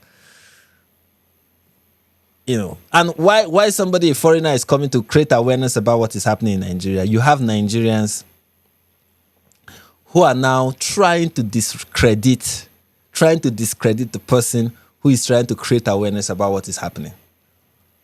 And we have none other than this journalist in air quotes, that goes by the name of David Hundeyi. Before I go to the issue of David, I don't know how to pronounce his surname well, and I've never tried because I've never liked him. Okay. Just before we go in, please, if you are new to the channel, subscribe. Please subscribe, and please smash that like button, especially the one in the live chat. Let it just be floating. Let it float endlessly. Okay, keep it floating and floating and floating. Smash the like button. Share this if you are not yet shared. Let people know that we are live. And also send in super chats, okay? And you can also go to buymeacoffee.com/NIGperspective. You can go there and send me money, okay? Show your support by going to my Buy Me a Coffee page and giving me money, okay? It helps a lot in supporting the channel and supporting what I do. John is not here to post it. Can somebody do that for me, please? If there's anybody here that can just do that and just go to Buy Me a Coffee, just the link to the Buy Me a Coffee page, just post it on the live chat and I will highlight it. So yeah, please, you can also do that and support the channel. And also you can send in super chats. I would greatly appreciate all of that. Anyways, moving on. This is David Hunde, and this is his response to Mike's statement. And I find, you see, let me just say this about David Hunde. David Hunde is somebody that you consider a Pan-Africanist. Those people who believe in Pan-Africanism and all those talk, which I find very ridiculous and very, very non-practical and very racist. You see, one of the things about those who are Pan-Africanists and who are part of the Pan-Africanism movement is that they are very, very racist. They look down on white people and they look down on Africans. They are the only people, they are the only Africans, the only people in their group that have sense. If you're not an African who supports Pan-Africanism and every tenet of Pan-Africanism, you are an idiot, you are a fool. Okay? And the Westerners are demons. And the Westerners are demons. Aaron here is saying, I like David. I think he does a good job as a journalist, though I don't agree with him about everything. That's a fair thing to say. There are some things he have done that I kind of agree with. But sometimes you have to look at the gross aggregate of what somebody is doing. These are a couple of things I have against David Hunde before we go on to talk about the things that he said. One, he's pro-Russia. And I find it ridiculous to his position as a Pan-Africanist who want Africa to develop on its own and who want to release Africa from the shackles of imperialism. Okay, if you're somebody who wants to deal with imperialism, how come you are pro-Russia? Not just pro-Russia war with Ukraine. No, that's not what I'm talking about. I'm talking about pro-Russia interfering in African politics. Pro-Russia, pro the Wagner group being invited to West Africa. He was pro that. He has been championing the dictators in Burkina Faso, in Niger, in Mali. These people, let me tell you something. Many Nigerians and many people in West Africa don't know this. If you're looking for useless leaders, I know Tinubu is a very useless leader. I know he's very useless. I know many other Africa, if the president of the now deposed president of Cameroon, very useless president. The president of Ivory Coast, very useless president. And so many other West African leaders are equal in that useless basket, some more useless than others. But don't think for a second that the dictators in Niger, in Mali, and in Burkina Faso are not equally useless. Some people don't know the real problem that led to the coup in these places. Some of them just thought, oh, these people were tired of the French. No, it wasn't just that they were tired of the French. The problem that happened in this region, in this Sahel region, is insecurity. The same thing happening in Nigeria has been happening and is still happening in those areas. Okay? Fulanis, jihadists, many of them linked to Al-Qaeda, many of them linked to Iran, have taken over areas in Burkina Faso, in Niger, in Mali. These people are dealing with insecurity that is bigger than Boko Haram. It was happening in those countries. And one of the agreements these countries have with the French government is that the French government will assist them with security. And the French government was failing, which is bad. They were failing in securing these areas. The terrorists were taking hold of land, attacking people, attacking communities, just like they were doing in Nigeria. So when the French government failed, it was a legitimate ground for these generals in these countries, in these Sahelian countries, to depose the democratic, of course, we know in West Africa, democracy is in asterisk. The democratically elected or democratically rigged elected leaders and puppet of France that was running their country, and they took over. And the goal of them, the reason why people supported their taking over is, yes, they knew that the presidents that they were overthrowing were useless. They were like Tinubu, they were useless. But the problem that made them useless, the problem that those leaders failed to tackle that made them useless, was the problem of insecurity. Insecurity. But these dictators have abandoned the problem of insecurity and are focused on, fighting imperialism. Fighting so-called colonialism. And I'm like, look, I hate colonialism as much as the next man. But before we talk about colonialism that you are fighting, how about the jihadists? If you are anti-colonialism, anti-imperialism, there is an Islamic invasion in your own country, and these people are imperialists too, and they're trying to take over your country. What are you going to do about it? Let me tell you, those dictators, the three of them in Niger, Burkina Faso, and Mali, have done less to nothing about it. Fulani jihadists in those areas have been making groundbreaking victories. Go Google. You'll see the recent attack that have been going on in those places. The problem has not been resolved. And here is the truth. The military of those nations are not equipped to fight these jihadists. These jihadists in West Africa and the Sahel region are well funded. They have sophisticated weapons, some of which they got from Libya, some they get from Iran, some they get from Qatar. These are well funded terrorists. And these nations don't have what it takes to fight them. That is the truth. So what came into their brilliant mind? The brilliant mind of these young dictators. What came into their mind? To involve the Wagner group. Yes, they drove away the French and they brought in Wagner from Russia. Wagner, by the way, is known to be the major cause of instability in Africa. Any place you invite Wagner to do peacekeeping or whatever, the violence in that area will increase because Wagner knows that if there is security in your area, you have no use for them. So they continue to ensure that there is insecurity in your area so that you have use for them. Those were the people that they invited, Wagner. They invited Russia to West Africa. And of course, Russia wants to humiliate France. There is a war in Europe. And these leaders, these smart leaders, their solution to the insecurity in their country was to invite the war in Europe to their doorstep. And guess what? David Hundeyi had no issue with it. Said it was a good move. That what is important is that they are kicking out the imperial power of France. I see, when you come to neo-colonizers, yes, when it comes to when it comes to neo-colonizers, number one on the list is France. Okay, number one on the list is France. I'm not going to deny it. Especially and by putting them in number one is to say they are the ones doing it the most. Not that they are very efficient at it. But if you think Russia is better, you have another thing coming. Russia, really? Russia is your best bet. I saw an interview. This was the one that happened that really blew my mind. I saw an interview of David Hundeyi where he was interviewed, and the interviewer asked him, do you think that it is a problem that these nations, Mali, Niger, and Burkina Faso, are casting off France, are casting off the chain of France, and then they are inviting the Russians? Don't you think that by inviting the Russians, they're just going from one colonial power to another colonial power? David Hundeyi said no. That is not true. That these leaders are smart. These leaders are smart.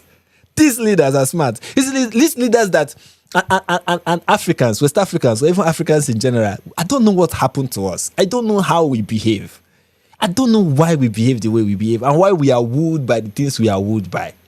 Today, there will be a headline that the general, the dictator, like I call him, the dictator of Burkina Faso, has announced that French is no longer the official language of Burkina Faso. And West Africans will jubilate. Yes! And I'm like, if you like, speak Swahili. If you want anything you want to speak, speak. It will not stop the jihadists from taking more land. It will not stop the poverty that is dealing with your people. It will not stop the insecurity that is dealing a major blow to your people. If you like, speak Hebrew. Whatever you want to speak, speak. When has that changed anything? The recent announcement he made is that for any person from the United States to come to Burkina Faso, they will have to apply for a visa. I was like, it comes as a huge surprise to me that there are people in the United States that want to come to Burkina Faso. How many people in the United States even know that there is such a country as Burkina Faso? Why? How is this your issue? It is in response to what Donald Trump did. And I'm like, you think that is going to hurt the United States? Do you know right now there are people in the United States who are clamoring for American isolationism? They want America to be isolated from the rest of the world. You really think those people are going to hear that, hear about this recent development and they are going to be like, oh, this is hurting us? Do you really understand what is going on? Tomorrow they are going to give this announcement and say, they did this, they made this, there was one that they did. It was so funny to me. They announced that LGBTQIA plus gay marriage has been outlawed in Burkina Faso. And West Africans shouted, yay! And I was like, What is wrong with you people? You don't need that law. All you need, if you want to really ban homosexuality in Burkina Faso, just allow the jihadists to have their full course. Don't worry, they are well on their way to banning it. Besides, you live in a very conservative society where it is not even heard of. When was the last time that somebody in Burkina Faso woke up and said, oh, you know what I find as a serious problem right now in my country? Is the gays that are just flying around. When was that a problem? And somehow West Africans keep falling for this.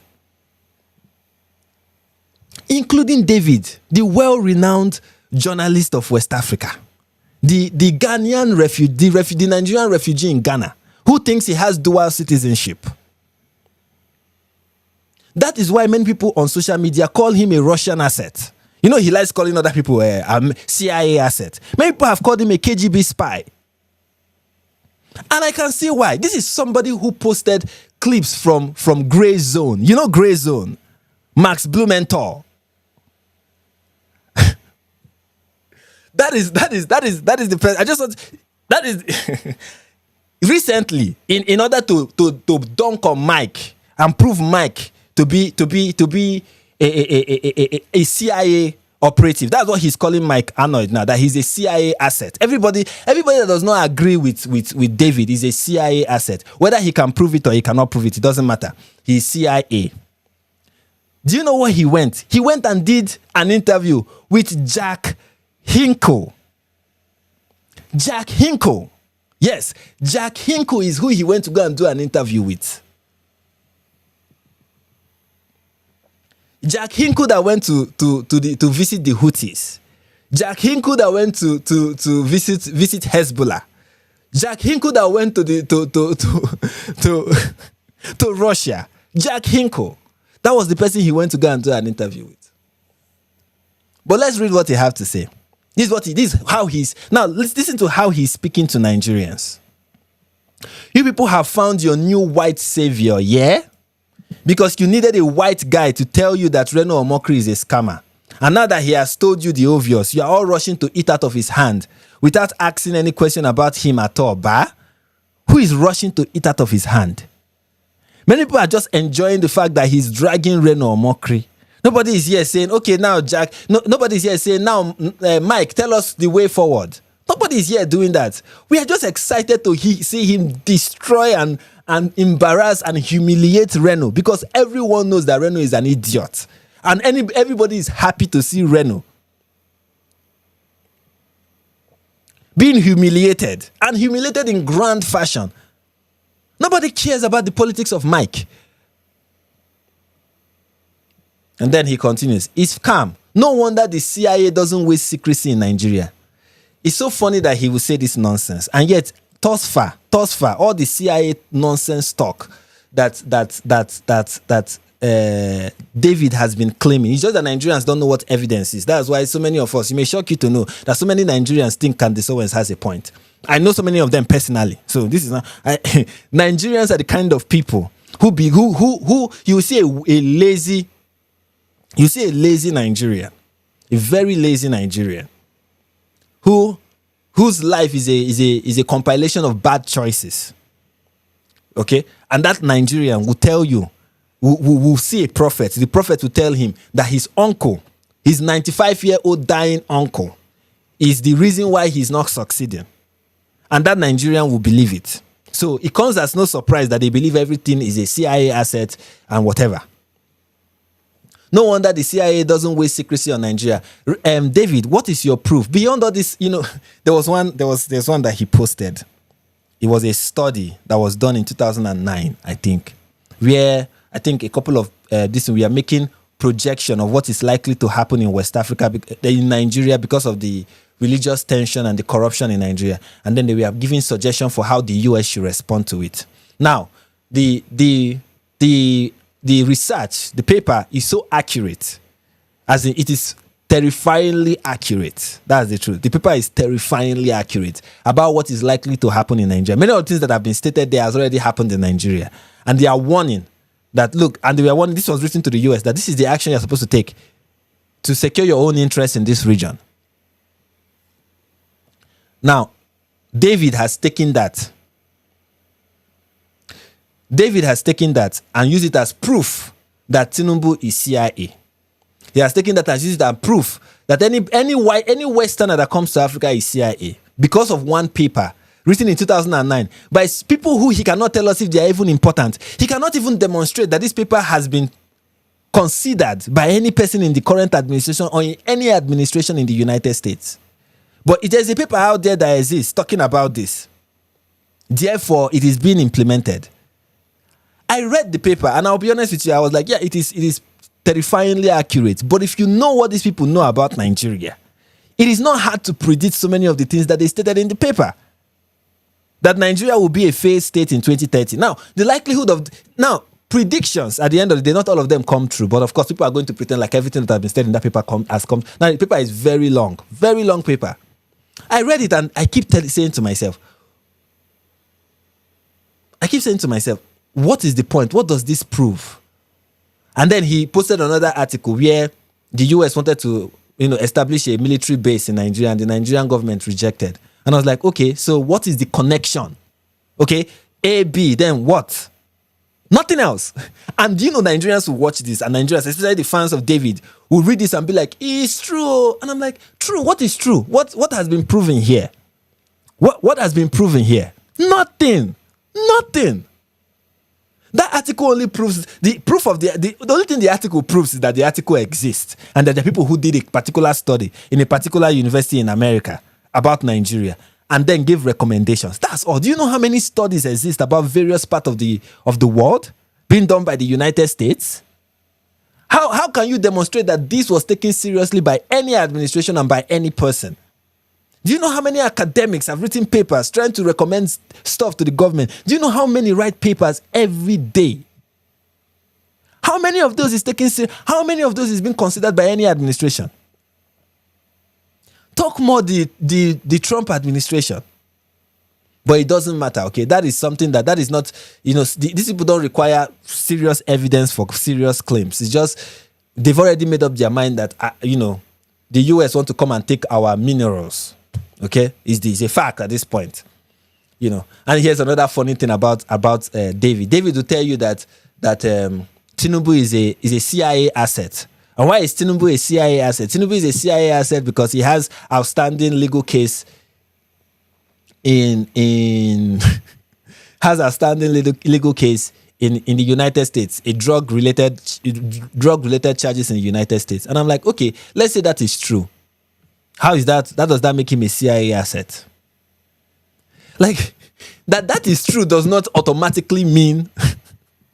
It's just how people don't. I think it's not just a Nigerian problem. It's a global problem that people don't really understand what evidence. When I say evidence, show me evidence of something. What is your proof of something? There are things you provide that raises suspicion. But suspicion, something that raises suspicion, is not evidence. This might be suspicious. This might be weird. This might be too much of a coincidence. But it doesn't mean it is evidence. You have to show direct evidence of the claims you are making, especially when there are huge claims like the CIA, that Tinubu is a CIA asset. Now, this is not me defending Tinubu. You know me, I bash him all the time. But if I'm going to call him a CIA asset, I need more than just, he has outstanding drug charges in the United States. Do you know how many criminals in various parts of the world end up becoming head of states in various countries and the US have to work with them? I guess that will make the Crown Prince of Saudi Arabia a CIA asset because that guy has committed so many humanitarian atrocities. I guess the US still work with them. What about Egypt? Does that mean then that every authoritarian government that the US work with is a CIA agent? Simply because one is a criminal in the United States, therefore he's a CIA agent. Is that how it works? No wonder but let me finish what he's saying here. No wonder the CIA doesn't waste secrecy in Nigeria. He does everything in the open, on official letterhead, because he knows that people are too dumb to ask questions. All you need to see is a white man and your psychological whatever automatically start getting wet. You see how this guy talks to Nigerians. No need to ask any question. Mike Arnold, the unknown person pushing a clear agenda in Nigeria with the sole qualification of being Caucasian, has spun out of thin air, and that is enough for you. Is that what is going on here? A person of unknown origin, somebody who has been mayor in Blanco, Texas, is unknown. A person of unknown origin. He's Melchizedek, a man with no father and no mother, no beginning and no end. All of a sudden, have you done any research about him? None whatsoever. None whatsoever. But you are going to come to ridiculous conclusions and lie about people and say things about them that is just not true. And what is his proof that this person is CIA? This is his proof. This is his proof. This is for President Tinubu. I have an idea for you, sir. The truth's coming out about the U.S. involvement in the launching and fueling and hiding of the whole humanitarian crisis driven by Boko Haram and other groups. But here's the deal. So he just said in this video post, he said here that the truth is coming out that the Obama administration was involved in in what has led to now Boko Haram, and participated and facilitated and even covered up what Boko Haram did and how Boko Haram came to be, and all the conflict that is going on in Nigeria, that the US under the Obama administration had a hand in it. It is now coming out. This revelation are now coming out. That the USAID was funding in a way funding Boko Haram. This is now coming out. So he's saying, look, this is coming out. And this is the next thing he told Tinubu to do. You have a deal maker in the White House now, and a man who's really trying to do good and right the wrongs of this country. So he said, look, you have Trump in the White House, and it's somebody who is really trying to do good and trying to do the right thing, and looks like he wants to, really do the right thing. Now, of course, you don't have to agree, or you may agree or disagree with what he just said here, but that's his opinion. I know the average Nigerian street vendor is a better deal maker than most Americans, but Donald Trump's a good one. And here's what I would propose you do. First, come out and expose everything you know about this to the light. He's saying, first, Tinubu, expose everyone involved. That is something that somehow the people who are using this clip and showing it that, oh, you see, this person is a CIA agent. This is somebody who is telling Tinubu, expose every person you know who is involved in this, in whatever has led to the insecurity in your country. Expose all of them, whether they are foreign actors, whether they are local actors. Expose everybody. Expose everybody is what he's saying. Expose everybody. And then make a proposal to Donald Trump. Say, sir, y'all did this. We will forgive you, but you need to come and help us fix it. Call him. He said the next thing you should do is speak with Donald Trump and tell him, look, you guys are the United States participated in the problem that is Boko Haram. You guys were part of it. Now, please help us fix this. On the U.S. to drive out all the insurgents. Ask the United States to drive out the insurgents, to drive out the militias, to drive out these people that are creating insecurity in your area. Bring justice. And bring justice to those who have participated in this. Let there be justice to those who have participated in this. That's the second thing he's saying that Tinubu should ask Trump to help him achieve. Resettle and protect the IDPs. That Trump should help in resettling and protecting internally displaced persons, those who have been victims of this constant attack by these insurgents. Bring restoration and justice. Bring restoration and justice to these people. The United States, working with you, can do this. And he said, if the United States work with you, this can happen. The United States can make this happen. Now, you don't have to agree with what he's saying. Now, me personally, I think there are so many interests in the United States to make this possible. Somebody can always dream. You understand? My criticism of his plan is that he's being too optimistic. That is my criticism, that he's being too optimistic. You can do it rapidly. And then, two, put in safeguards to ensure that Nigeria's autonomy is always protected. He's saying, put in safeguards to ensure that the autonomy of your country is always protected. That's very important. These are very good advice if they are ever going to be heeded or implemented. But these are very good advice. Put in safeguards to ensure that the autonomy of your country is always protected and respected. Nigerians left to their own devices can do wonderful things and build a great nation. It's a lot of the foreign meddling that causes these problems. He said, Nigeria left to their own devices can do a lot of great things. It is the foreign meddling that causes many of these problems. So he's recognized that there is foreign meddling. But now this is where what he's suggesting can kind of sound contradictory. Like, okay, you're saying foreign meddling causes a lot of problems, yet you still want the US to meddle, because if the US is going to come in, they're still meddling.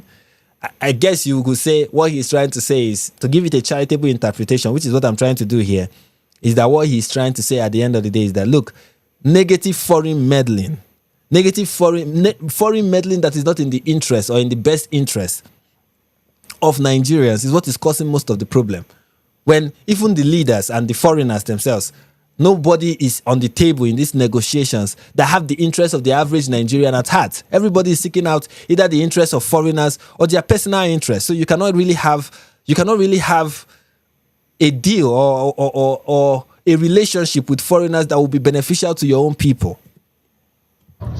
Let's put an end to that. You and Donald Trump can do that. And finally, let the United States have first shot at your minerals, but do it in a way that's guaranteed to be clean and above board, corruption-free, and the benefits of it go directly to the community and not to the corrupt few. And this is the statement that he made that made everybody, not everybody, but many people on social media in Nigeria come to the conclusion that he's a CIA agent. This is it. Oh, you want us to give you first dip on our minerals. Oh, you see, these people are always after our natural resources. I want to ask Nigerians this. Maybe sometimes, it's good for people to be honest with themselves and tell themselves the truth. If the US is after your natural resources, that means right now they don't have it, right? Right now they don't have your natural resources, right? Yes, they don't have it. So if they are trying to get it, it means they don't have it now, despite the fact that they've been meddling. So put this in mind. Thus far, the US have been meddling with your internal politics. They have, according to people like David, they have a CIA asset in Aso Rock. The president of the country is a CIA asset. They have all these operatives who are not after the interest of the average Nigerian, but after the interest of United States politicians, right? And they don't have access to your minerals.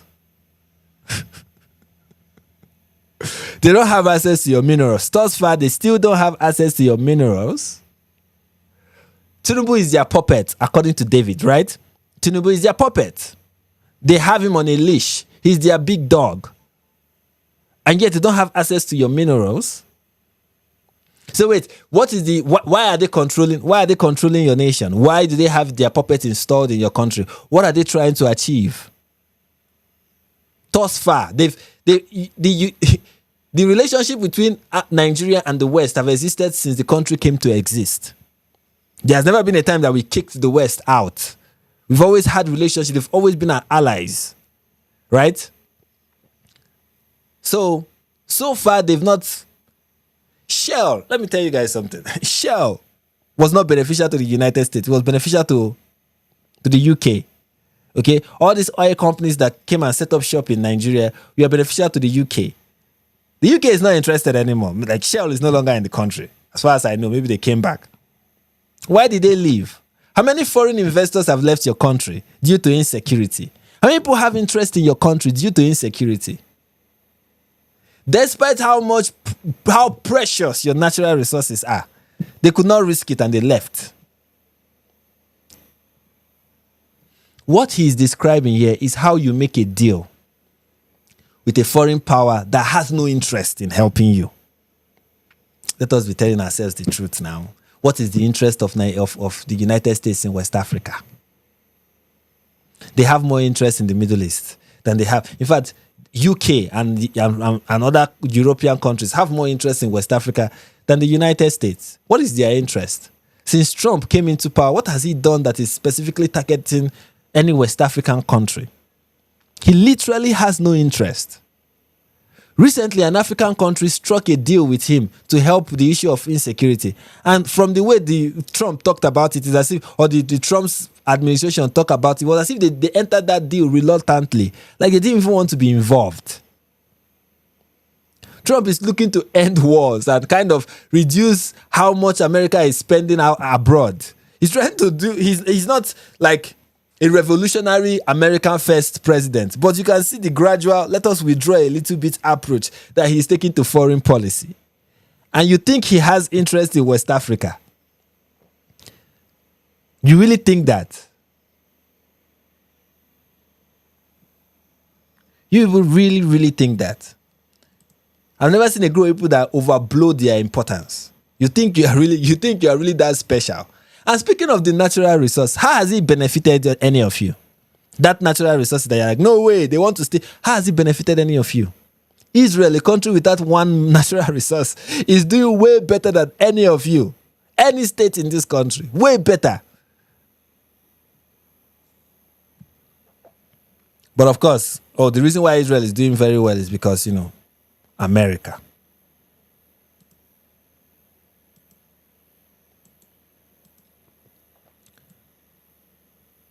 And anybody who is like, oh, Mike has a point. Oh, it's because you see him as a white savior.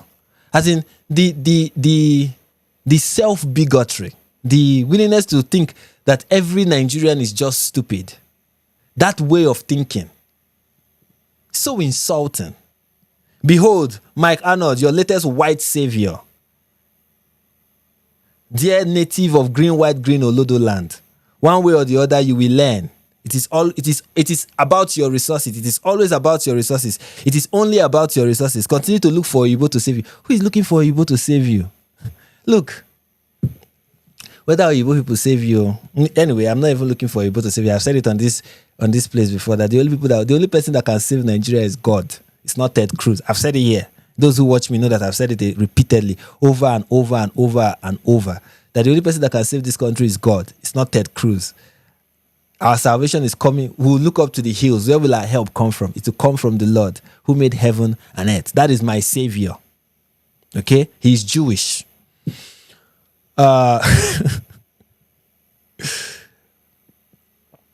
let's talk about this whole white savior and this mentality that these Pan-Africanists have about how the West is always an enemy. Was the United States an enemy when they intervened in Liberia? Was the United States an enemy when George Bush intervened in Algeria? I say Algeria, in Liberia rather. Was it bad when they intervened in Liberia? Isn't the country thankful to the United States for their interference? You had like every time the United States step into a country is for evil. Every time the West is here, it is for evil. And everybody who is like, hey, maybe we should give the West a chance, they're just stupid. You are the smart guy. Because this person is saying, make a deal with Nigeria.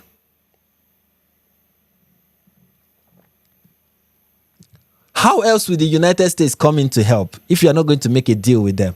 The problem, let me tell people who are always skeptical of deals. Okay? David will want you to make a deal with Russia anyway, so that is by the way. David is like, don't make a deal with the United States. Make a deal with Russia.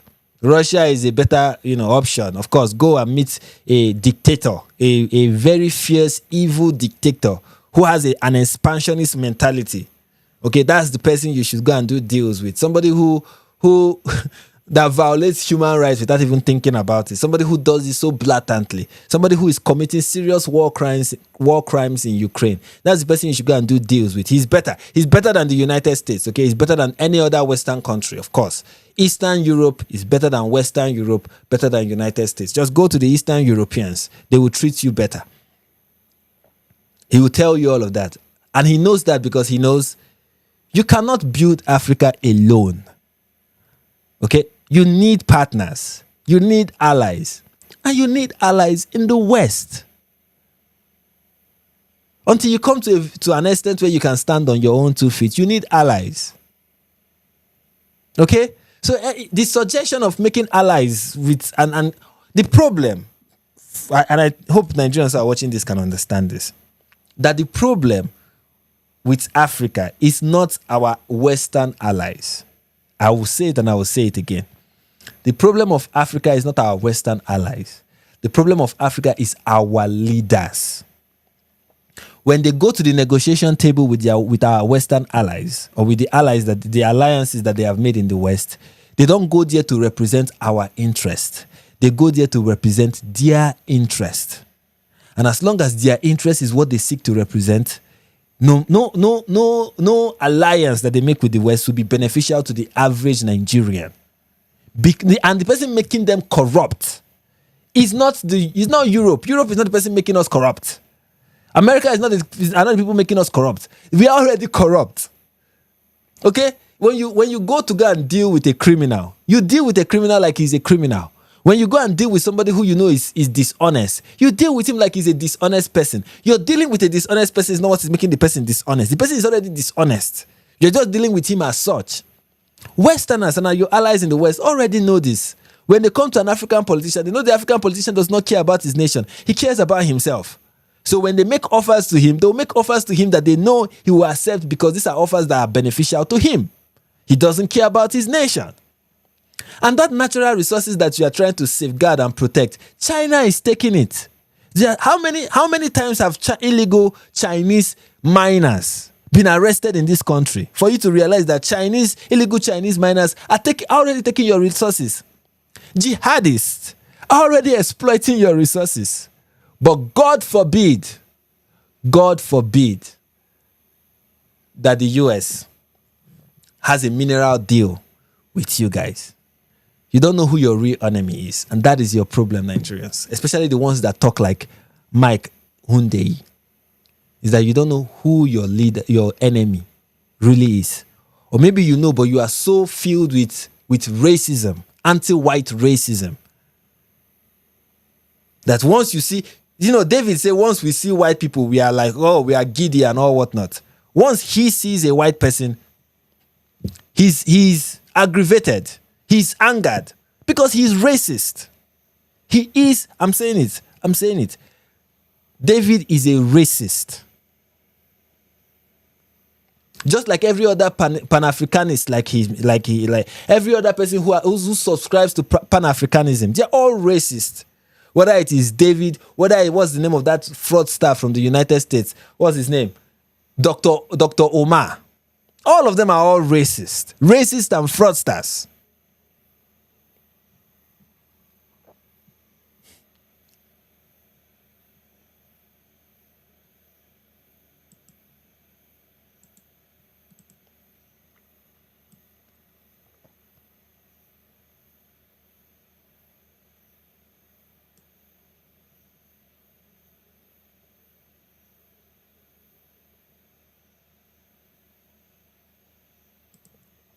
Somebody here is saying, what about, you mentioned a couple of African leaders, Nkrumah and Gaddafi. Bro, I like your analysis, but there's a reason why we are where we are. Although the US is truly not a direct enemy, but they help our looters, that's our leaders. Yes, look, I'm not saying that the US foreign policy is perfect. Okay, that's not the point I'm trying to make. And I'm not saying that the US foreign policy does not affect. Let me ask you this. I know that Gaddafi's assassination led to the destabilization of most West African countries and the Sahel region.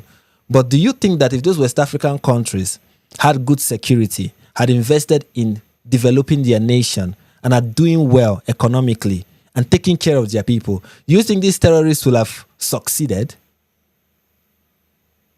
Do you think Boko Haram will have succeeded in Nigeria if the Nigerian government, in every sphere of Nigerian government, local, state, and federal, had the will and the desire to get rid of Boko Haram?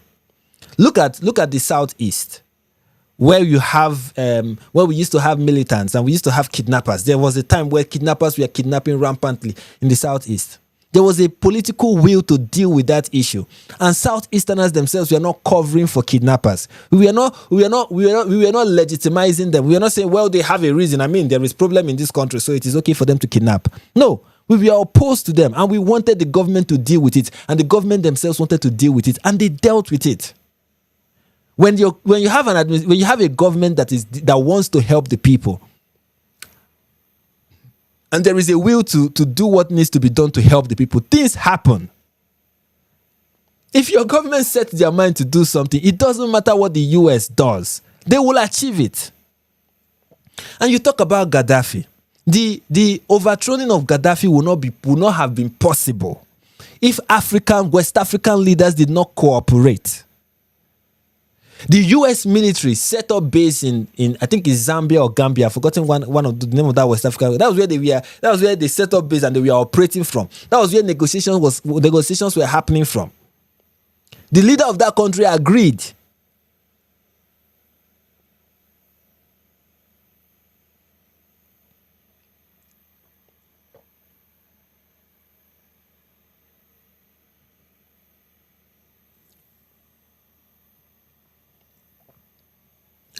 In 2009, which something Reno recognized, in 2009, Nigeria wanted to set up, the United States wanted to set up a military base in Nigeria.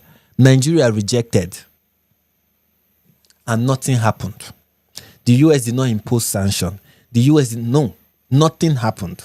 Life did not become bad. They did not say, you know what we are going to do now? We are going to kill the current administration. No, nothing like that happened. Yar'Adua passed away. Jonathan was elected. Nothing happened. Nobody was killed. You can refuse the US and they will not kill you. All this claim of, it's because of, if you refuse them, they're going to assassinate you. It's not always true. It's not always true. The problem with African leaders is that they don't know how to play the hand they've been dealt. They don't know how to make deals. And they don't seek the interests of their people, period. Before I go and start attacking a white man somewhere or a white leader somewhere, I know that there are many things. You know that there are many countries in this world. Like whenever people in Africa say these things, I ask them, you know there are many countries in this world, like many of them. Take Singapore, for example. You know that there's a country called Singapore. You know that one of the things that have made Singapore great is the alliance that's made with so many countries. Singapore is one of the places where many of the minerals that are used in the world, especially the crude that is used in the world, is being refined. They don't produce one single crude, but they are refining most of the crude in the world. Why are they able to do that? Because they were able to make good alliances. And the alliances that they are making is profitable to the people in Singapore and to their allies.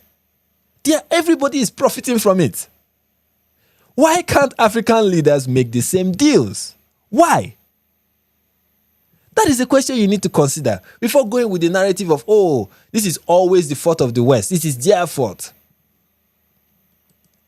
You're not making good deals.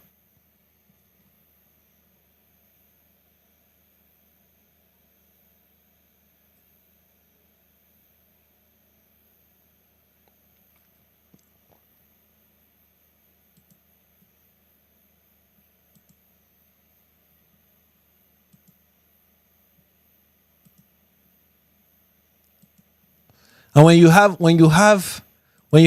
this anti-white racist mentality, it makes you say ridiculous things like this.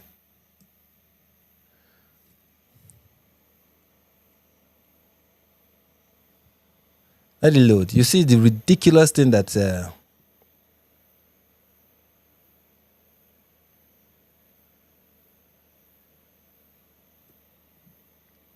look at the statement he made here. Genocide in Nigeria might block us. What he's saying is like, genocide in Nigeria might be behind. Now, many people have said, David is not denying the genocide in Nigeria. What does this statement mean? That there is no genocide. He even said it when he was talking with Jack Hinkle, that there is no genocide in Nigeria. Yeah. Meanwhile,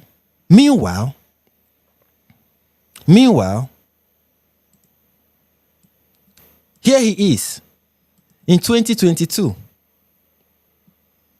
I just woke up and my stomach has fallen through the floor. This is the 2022 equivalent of the Christmas Day bombing of St. Teresa Catholic Church in Mandala. They always bomb Catholic churches wherever they become active in Nigeria. It's a statement of commencement. Nigeria is the deadliest country in the world to be Christian, but the pastorpreneurs, never have anything to say about the ongoing genocide against Christians in the Middle Belt.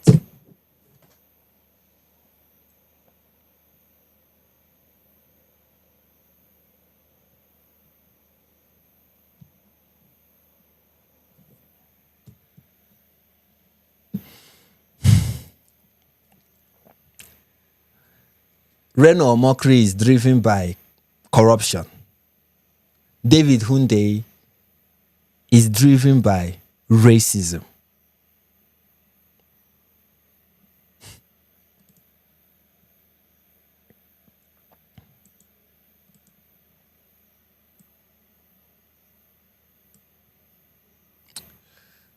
Driven by when you have this mentality, when you are either corrupt or you have this racist mentality. He's racist. I know he will be like, if he hears it, he'll be like, can you imagine this person is calling me a racist? When you have this mentality of racism, it affects the way you think, even when you are a smart person.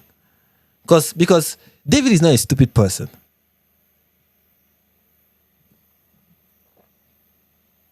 Here he is saying, the CIA puppet drug dealer he's referring to here. The person who is a CIA puppet, according to David, is Tinubu. Tinubu is the CIA puppet. The CIA puppet in Nigeria is Tinubu. Tinubu is already in the hands of the pocket of the CIA. This current administration is a CIA US. I just want to ask people like Reno, not people like David and his supporters. I want you people to pause for a second and think. Okay, just pause for a second and think. So first of all, fact number one, Tinubu is a CIA asset. They are controlling him. He's a dog on a leash, and the people holding the leash is the United States, right? That is your claim. Good. How come the country that is being controlled by the CIA needs to pressure that, as in, I am controlling this country, yet I am pressuring the country by accusing the country of genocide because I want to still control the country that I already control? Let me understand. So the accusation of genocide is being done because the US wants to control Nigeria. And the Nigeria they want to control is the Nigeria that they already control. And they want to take our natural resources, even though they already have a puppet that they've installed. So what exactly is it? Is Tinubu actually a CIA puppet or is he not? What is this is why I call this a conspiracy theory, because there is no fact to back any of this up.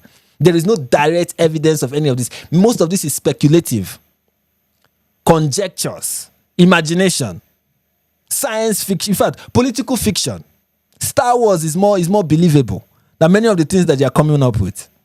Storytellers. That's what these people are. Storytellers.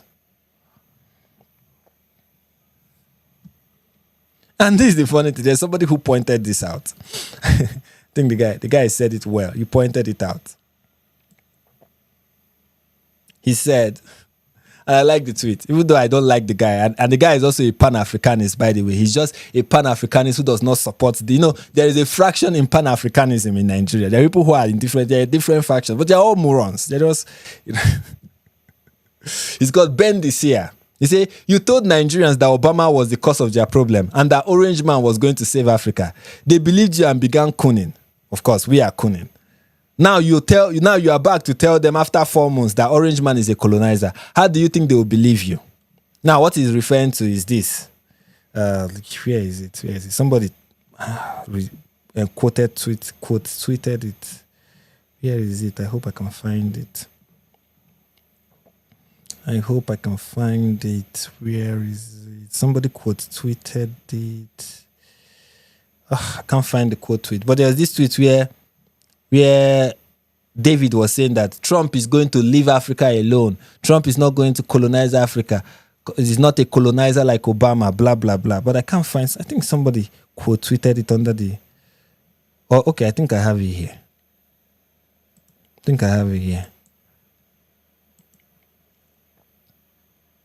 Here he is, like, speaking greatly. He's like, that's why I said this is a Tucker Carlson level of conspiracy theory. 1 minute you are praising Trump as the guy who is going to free the world, and the next minute you are like, oh, he's a colonizer, apparently. You say, if you are in Nigeria, Kenya, or any other African country led by the Biden-Harris installed puppet, This result gives you, that's the result of President Trump winning, gives you a 2 to 4 year window to do whatever is in your power to get the puppet out there and rescue your country from the U.S. economic hitman. The U.S. foreign policy, as we know, is imperial, yes, and does not really change. But the wild card here is that Donald Trump is perfectly set to take back the proverbial chainsaw to the swamp forest. He has no re-election to look forward to, and they have given him all the motivation in the world to pursue his vendetta by trying to kill him twice after dragging him through criminal court and getting his face on a public mugshot. Trump and the U.S. intelligence establishment have already hated each other since 2016, and the last time he was president, there was a mass resignation at the State Department. It was also the intelligence community that started and spread the false narrative that Russia somehow made him president, leading to a whole federal inquiry that summed up to the grand total of nothing. Trump hates these people for his own selfish reason, and it just so happened that these are the same people responsible for imposing puppets and making extractive imperial decisions around the world. There are people who try to turn fuel and electricity into luxury items in Nigeria and make Kenya cancer patients pay for special tax for getting chemotherapy. Over the next 4 years, there will be an almighty squabble behind the scenes as Trump does what he does best, create chaos and start fires. During this time, it will be very difficult for these people to properly coordinate themselves to run these empires behind the president's back. We saw this in Nigeria during Trump's last tenure, when between 2017 and 2019, there was a brief economic recovery after the crash that started in the fourth quarter of 2015 with the entry of the last December restored puppet before the current one.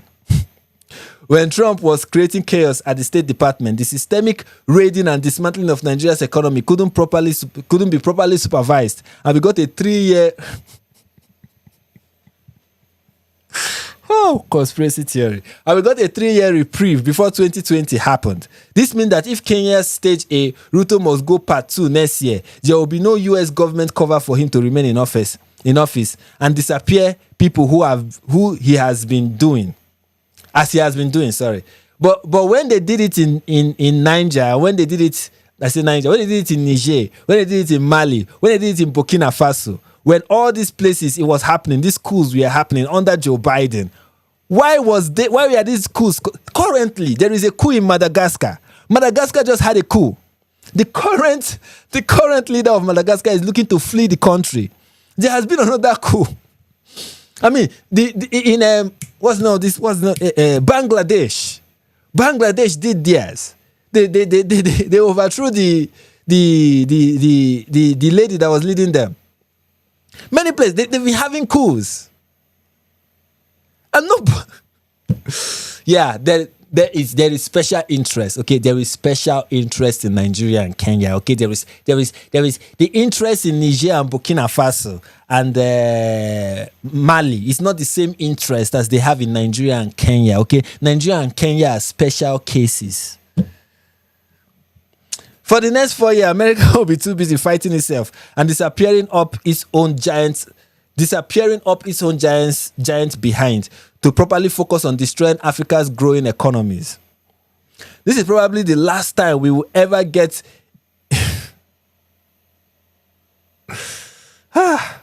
This is probably the last time we ever get a guilt-edged opportunity like this. So whoever you are, politician, political activist, banker, billionaire, soldier, journalist, the time is now. Please take matching orders from David one day. Maybe you should involve Russia while you are at it. Maybe get Russia involved while you are at it. You have a 4-year window. Good luck and Godspeed. 4-year window. Now he has thought there's no 4-year window again. Okay, there is no 4-year window again. Now the colonizer Donald Trump, Orange Man colonizer, is at the door. Right? He's at the door. That is the ridiculousness. And some people, we are quick to point out just how ridiculous he's sounding. That's why, even though some Nigerians, we are falling for it, I'm grateful that there are other Nigerians who are like, nah. Yes, David is like, yes, BA. David is like Glenn Greenwald. He is. The problem in Nigeria is that we don't know what real journalism look like. That is why even when somebody is posing, we are like, he's doing great work. I'm like, yeah, sure. And this is one thing about David that I love so much. I love this guy. I love him so much. Is that whenever people oppose him, whenever people tell him something he doesn't want to hear, Whenever people bring up a counter argument, guess what his response is? He blocks them. He blocks them. That is his response, blocking people.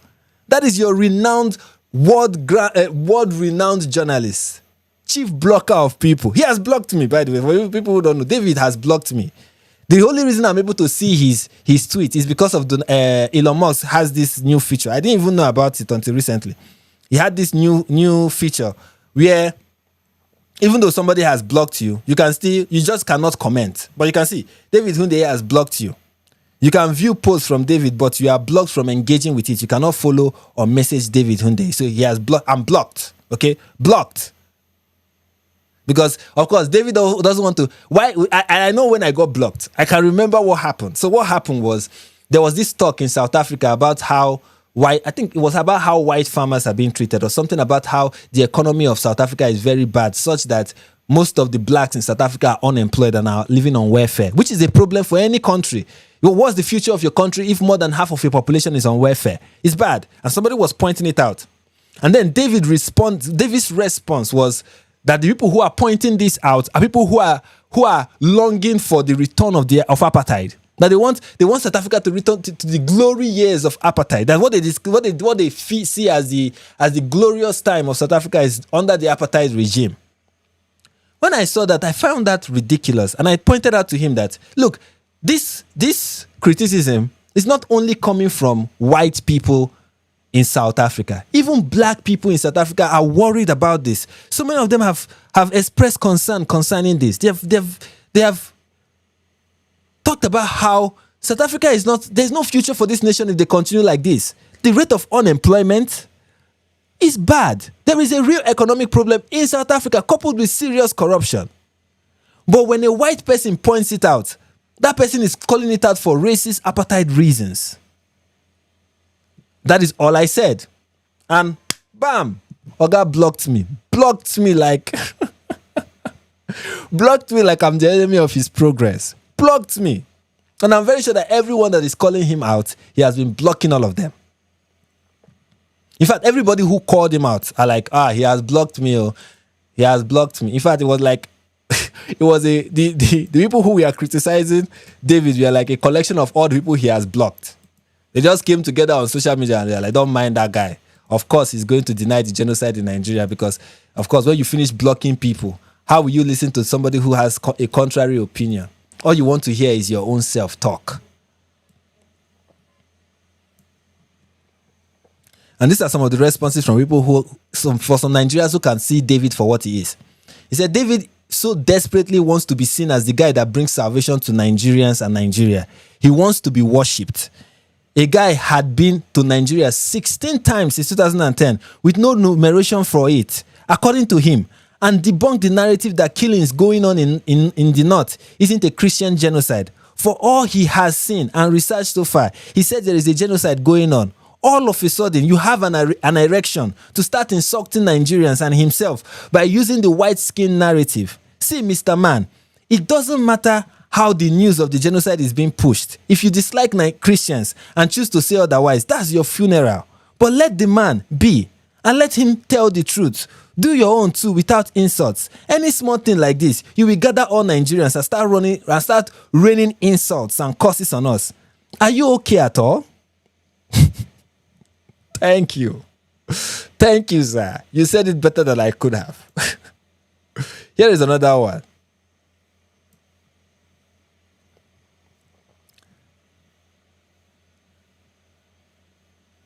This person said, let it load. This person said, David Hunde is beginning to sound like a paid actor. And here he is. Here is it. This is Jack Hinkles or Hinkle. And this is David. Happily appearing before a known propagandist, a known Russian propagandist. You have no shame. No shame. No shame. This is what racism leads you to. Ladies and gentlemen, stay away from racism. It's like a drug. Okay? It doesn't matter who the racism is towards. Jews, whites. It doesn't matter. Stay away from racism. Least you end up like David.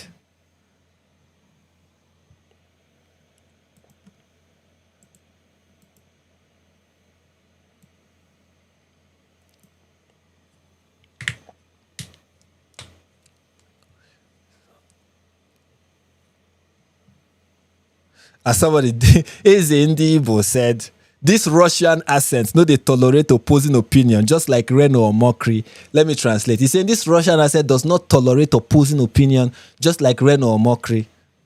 And then he shows he has been blocked. Of course. Somebody said, only once I went against his opinion. That once I got blocked. Another person say he blocked me.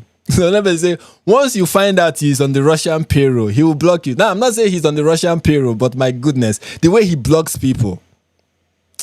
The way he blocks people. He's now a Russian as a this in your this was the AKA chieftaincy conspiracy theorist of West Africa. Thank you.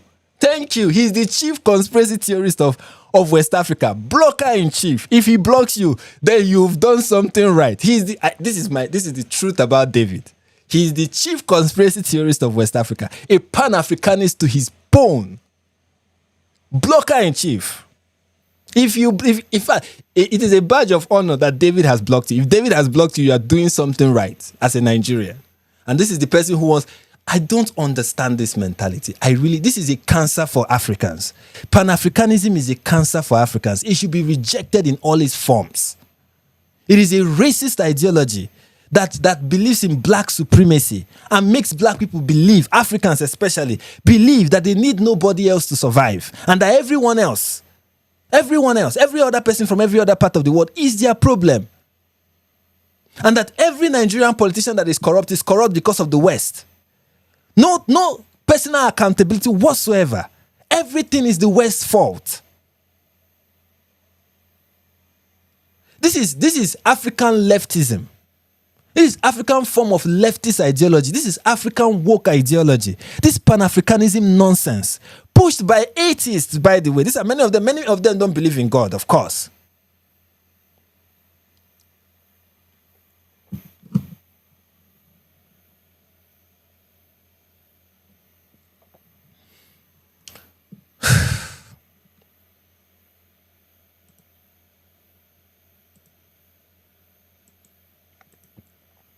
He's the only person who speaks the truth.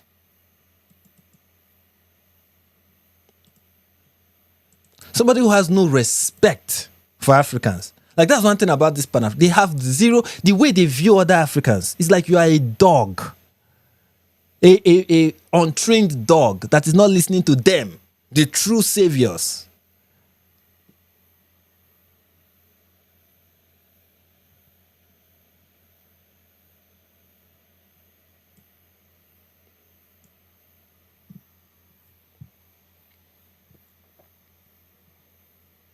And this person, Sleaze, said, the US under Obama and Democrats is not the same as US under Trump and Republicans. No this and no peace. And people are like, no, foreign policy in the US has not changed though. That's my own personal interest. The Democrats don't actually oppose the Republican Party because they serve the same capitalist. He did not say Democrat and Republican Party. The Republican Party under Bush is not the same under Trump. I'm not saying Trump is a better person. But I'm just saying, my point is, even when it is, whether it is Obama or whether it is Bush, not every foreign policy is the same. You don't just have to lump everything as long as it's coming from Obama, it's bad. As long as it's coming from Bush, it's bad. As long as it's coming from Trump, it's bad. As long as it's coming from the US, it's bad. Nothing good can come up from these places. That is a very ridiculous way of seeing things. That is how people missed when Jesus came as the Savior. One of them said, although he later changed his mind, can anything good come out of Nazareth? When you begin to see people like that, even when they want to help you, you reject the help. As if all of them are just. It will shock you how many Africans and Nigerians have this mentality about the West. People that came and gave you the education that you are using to talk, came and gave you the health care that is keeping so many of you alive. The democracy that you are enjoying, even the Pan-Africanism, this mindset of Pan-Africanism that you have soaked yourself into, you think you learned it on your own? The people who came and who went abroad and brought it back, ask them who they spoke with.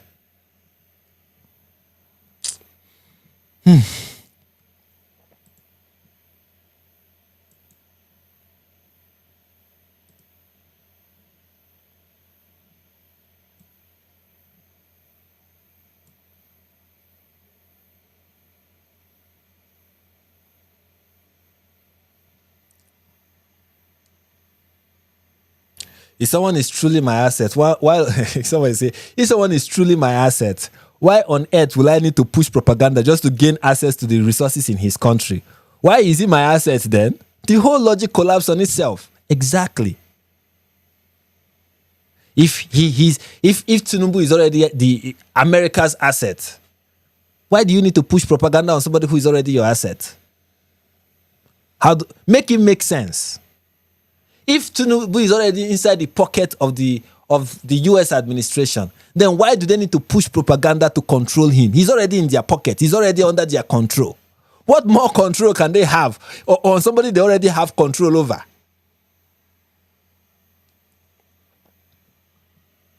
The only possible explanation is this is not the case. This is not the case. Not everything is planned by some big country like be it the United States. I just want to ask this Pan-Africanists. My one question to them is, if whenever the US interfere in Africa, it is bad. Does that include Liberia? Does that include Liberia? This person said, David has finally found himself on the same side as Fulani terrorists. You can't make this up. This is simply true.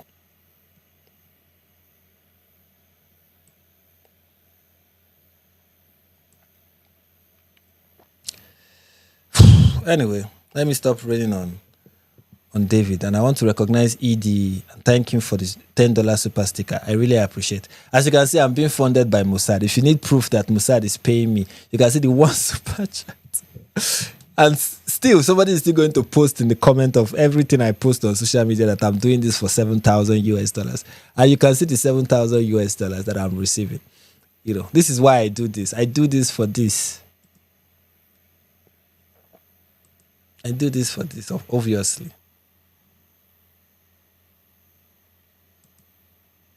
Don't allow. Somebody said, they will find a way to say Liberia was bad. Dave Smith School of Geopolitics. That's it. That's just it. That is just it. So, what is surprising to me, finally the world is talking about what is happening in Africa. Finally. The world is no longer is now coming into the global consciousness of every country on the planet. What is happening in Nigeria? Finally. And from Nigeria, they go to another country. This is the opportunity for the evils that are happening in Africa to become center stage of conversations in the world. Finally. And this Pan-Africanist, this racist of Africa, are like, no, if it is not me, if I'm not the center of attention, then nobody else. Everyone else is your white. Choose me. I am the savior. I am giving you orders now. Every person. This is my strategy. Go and do as I say. I am your savior.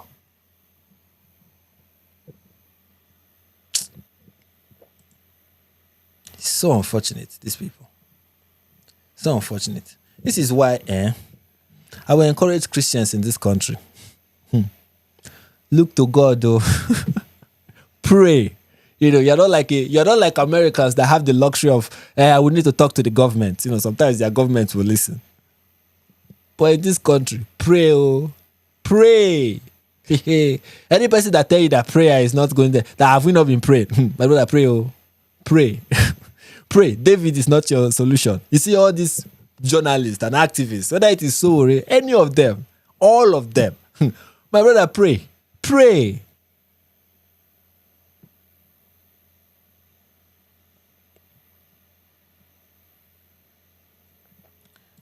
I don't know what will happen. These days I cannot even predict. Nigeria, the world is a very unpredictable place.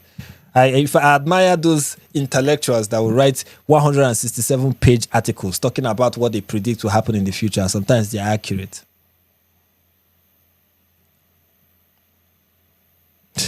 BA said, I quibble with the statement, David is not stupid. He's talking like somebody who is stupid, but I believe that guy should be smart. It's kind of that is a statement, is a situation where you say you are too smart for this, you should know better. But he doesn't, obviously. He doesn't, obviously. The truth is, like I said, he is the Tucker Carlson of Africa. He's our Tucker Carlson. He's our Candace Owens. You know.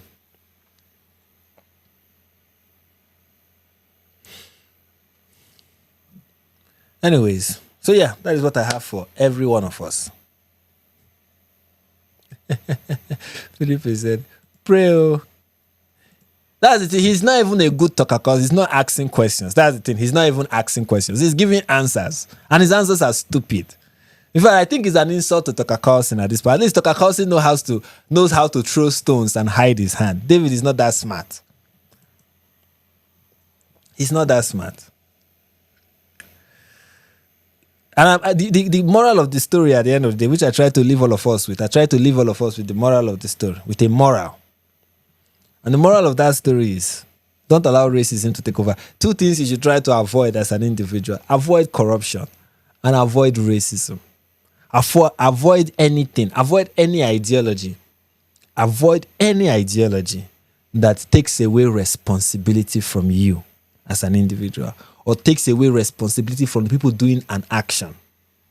Whenever you see an ideology that takes away responsibility from the actual actors and puts it on someone else that is not even as close to the event as the people perpetrating the event. I mean, here is a situation. Fulanis with machetes and guns on bikes are driving into neighborhoods and are attacking Christians. That is, who killed this man? The Fulanis. Any person who comes and tell you, no, it is the United States. You're like, I didn't see the United States here. And you did not. I don't care, and I mean this. I don't care if somebody can prove that there was one money that left the United States and then went through one person and then went through another person and then went through another person, and after exchanging hand like 15 times, it landed in the hand of the Fulanis. I don't care that you make that weird, random, long chain of connection. Do all of that. It doesn't change the fact that the person who cut off this man's head was a Fulani jihadist, and he did that because he believes in the Quran. It is that simple. Some things are not that complicated. Okay? And any person who tells you that a simple explanation to something that just happened before your eyes is you being stupid, that you should go for a lofty grand scheme of something that is happening somewhere and some people pulling the strings. You know, we are in a higher realm. We are noticing patterns, nonsense that is going on in the world. Anything that leads you down that stupid rabbit hole. Anything that leads you down that stupid hey, Jesus, I cannot pronounce rabbit again. Anything that leads you down that stupid rabbit hole, reject it. Reject it. Reject it. The problem of insecurity in Nigeria is simple. Let's not complicate it. Okay? Fact number 1. There are jihadists in this country, and there is an organized campaign by jihadists in this country to eliminate the Christian population. That's fact number 1. Fact number 2, there are people in this government that are complicit and even facilitating what is going on. That is a fact. 3, both facilitators, many of the facilitators, and the perpetrators themselves are driven by a radical Islamic ideology, or let's just call it original Islam. Islam as presented and demonstrated by Muhammad and his companions. That is what is driving them. And for some in the administration, what is driving them is corruption. Corruption and just politics. Playing politics with the life of people. That is what is driving them. Okay? I do not know what the US will gain from instability in Nigeria that they cannot gain from stability in Nigeria. I don't know what it is that will make the US gain from the stability and the growth of the economy in Singapore. That all of a sudden, when it comes to Nigeria, the only way they can gain is if Nigeria does not grow and develop. They will allow development in Singapore. They will reject development from Nigeria. Why? I do not deny that Western allies are complicit and sometimes don't care about what our leaders do. as long as their interests are protected. And you can criticize that. Fair enough. You can say Western leaders should have the moral obligation not to act this way. They should be moral in how they deal with African leaders and not be driven by so-called national interest. You can argue that. That is a fair argument. My counter argument to that is, if the West does not do it, China will. China is not driven by morals. If China does not do it, Russia will. Russia is not driven by morals. And if Russia does not do it, Qatar, Saudi Arabia will. And they are even in alliance with, as in they are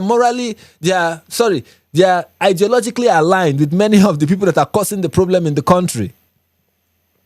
So the problem at the end of the day is not what the rest of the world is doing. They will do what they do. They will do what they do. It is how the world works. And nobody, as much as I call people to be moral, especially world leaders, it is good to call them to be moral. But at the end of the day, these leaders don't see themselves as having the obligation to be moral. They see themselves as having the obligation to secure their own interests, the interests of their donors, the interest of interest groups in their country, those that pay for their donate to their campaigns, those that voted for them. That is who that's where their interest lies. The only time that these Western leaders will begin to care about Africa is when the people who voted for them also care about Africa. And maybe this is the goal of this awareness that is happening in the West. Maybe this is the goal, that finally, when Westerners begin to care about what is happening in Africa, it will affect the way Western governments treat African leaders and relate with them. You can see what happened in Palestine. That is a good example.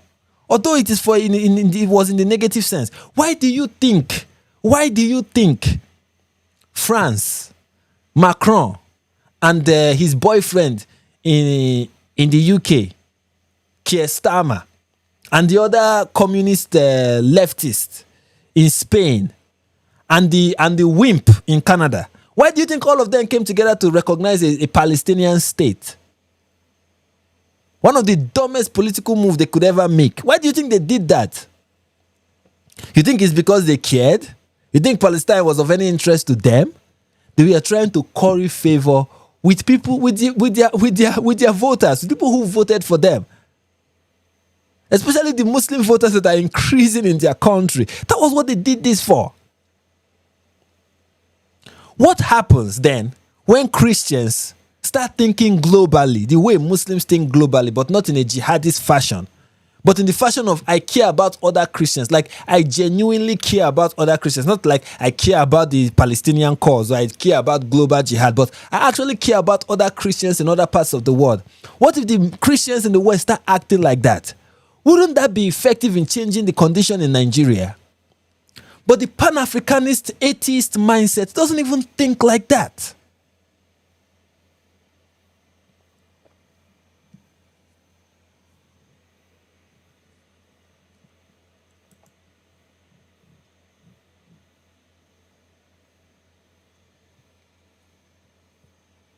Somebody said there's no audio.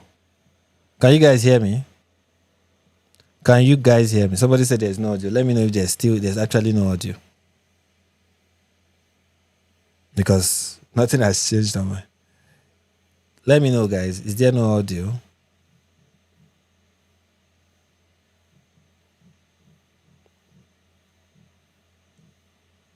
Can you hear me?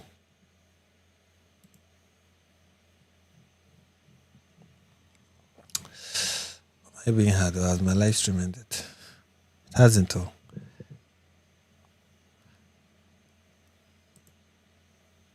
All right, thank you. Okay,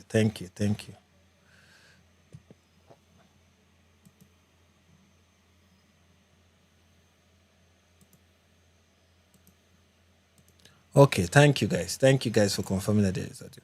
So, ladies and gentlemen, boys and girls, men and women. It's just unfortunate. But you see, I am done with making calculations and being hopeful in the activities of men. Even when things that are happening that I like are happening, I don't sit back and be like, oh, I hope this good trend continues, because that is one way to just have your heart broken. The best way the only person that will never fail you is God. So I just fix my eyes on him at this point and just give my life to him and say, you know what? Jesus, take the wheels. Just do what only you can do. You can help this nation, and in your time, in your perfect time, you will. I put my trust in you. I don't know how you will do it. I don't know whom you will use. But when you arise and have mercy on this nation, and your mercy begin to flow in this nation, nothing can stop it. When God has decided to help his people, nothing can stop it. And God is still with us. Even in everything, like Job said, though he slay me, I will praise him. Whatever happens, we give God the glory. And we know that he's still with us.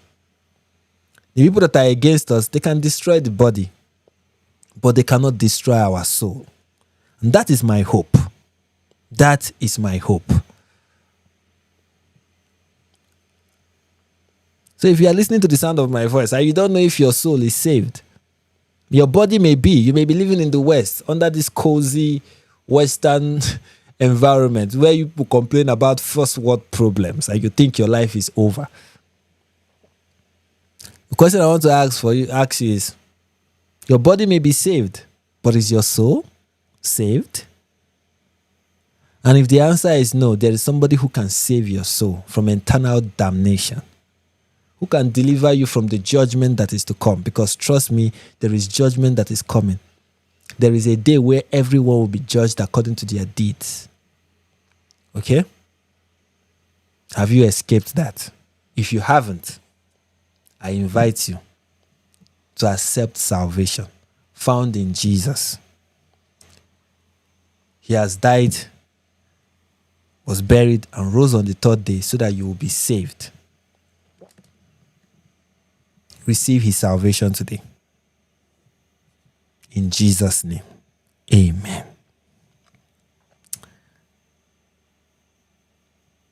Tomorrow I'll be talking about, maybe it's something I intend to talk about. I don't know if I will eventually talk about it, but I intend to talk about it. Tomorrow I'll be talking about the argument that is now happening in the West among Republicans about alliance and winning, that started with Matt Walsh and James Lindsay.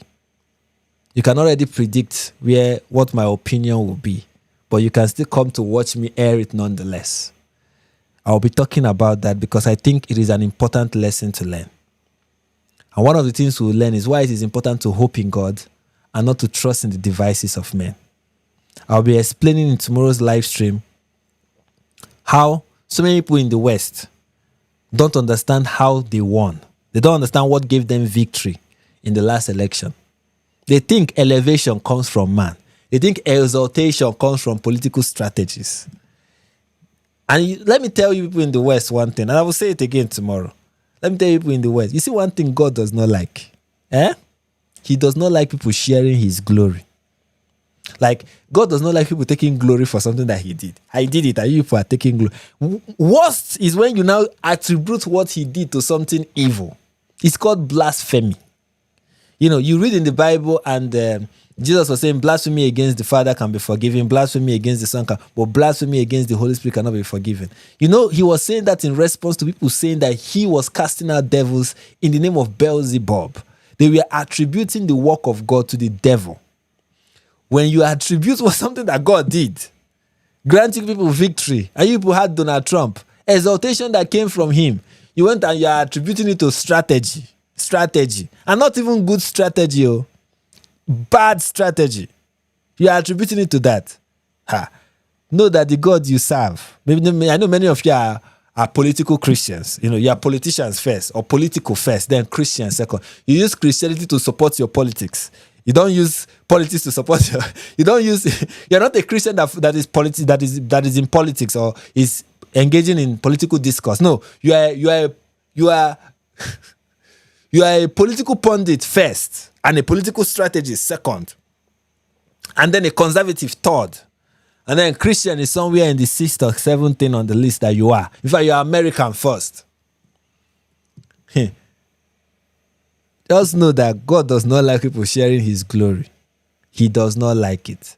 But I will talk more about it tomorrow. So please, if you are not yet subscribed, subscribe. And look for when I will post it. And just make sure you are in the, as you stay for tomorrow's live stream, because I think I'll be saying a whole lot. And you really do not want to miss it. All right, guys. Thank you all for joining the live stream. Thank you all for coming to my TED Talk, where I rant for 2 hours, 35 minutes, and 15, 16, 17, 18 seconds. I love all of you. And I pray for the salvation of every soul that is listening to my voice. I hope God will come into your heart. And I hope that you will be blessed. Peace and God bless you. And until we see you tomorrow, remain blessed.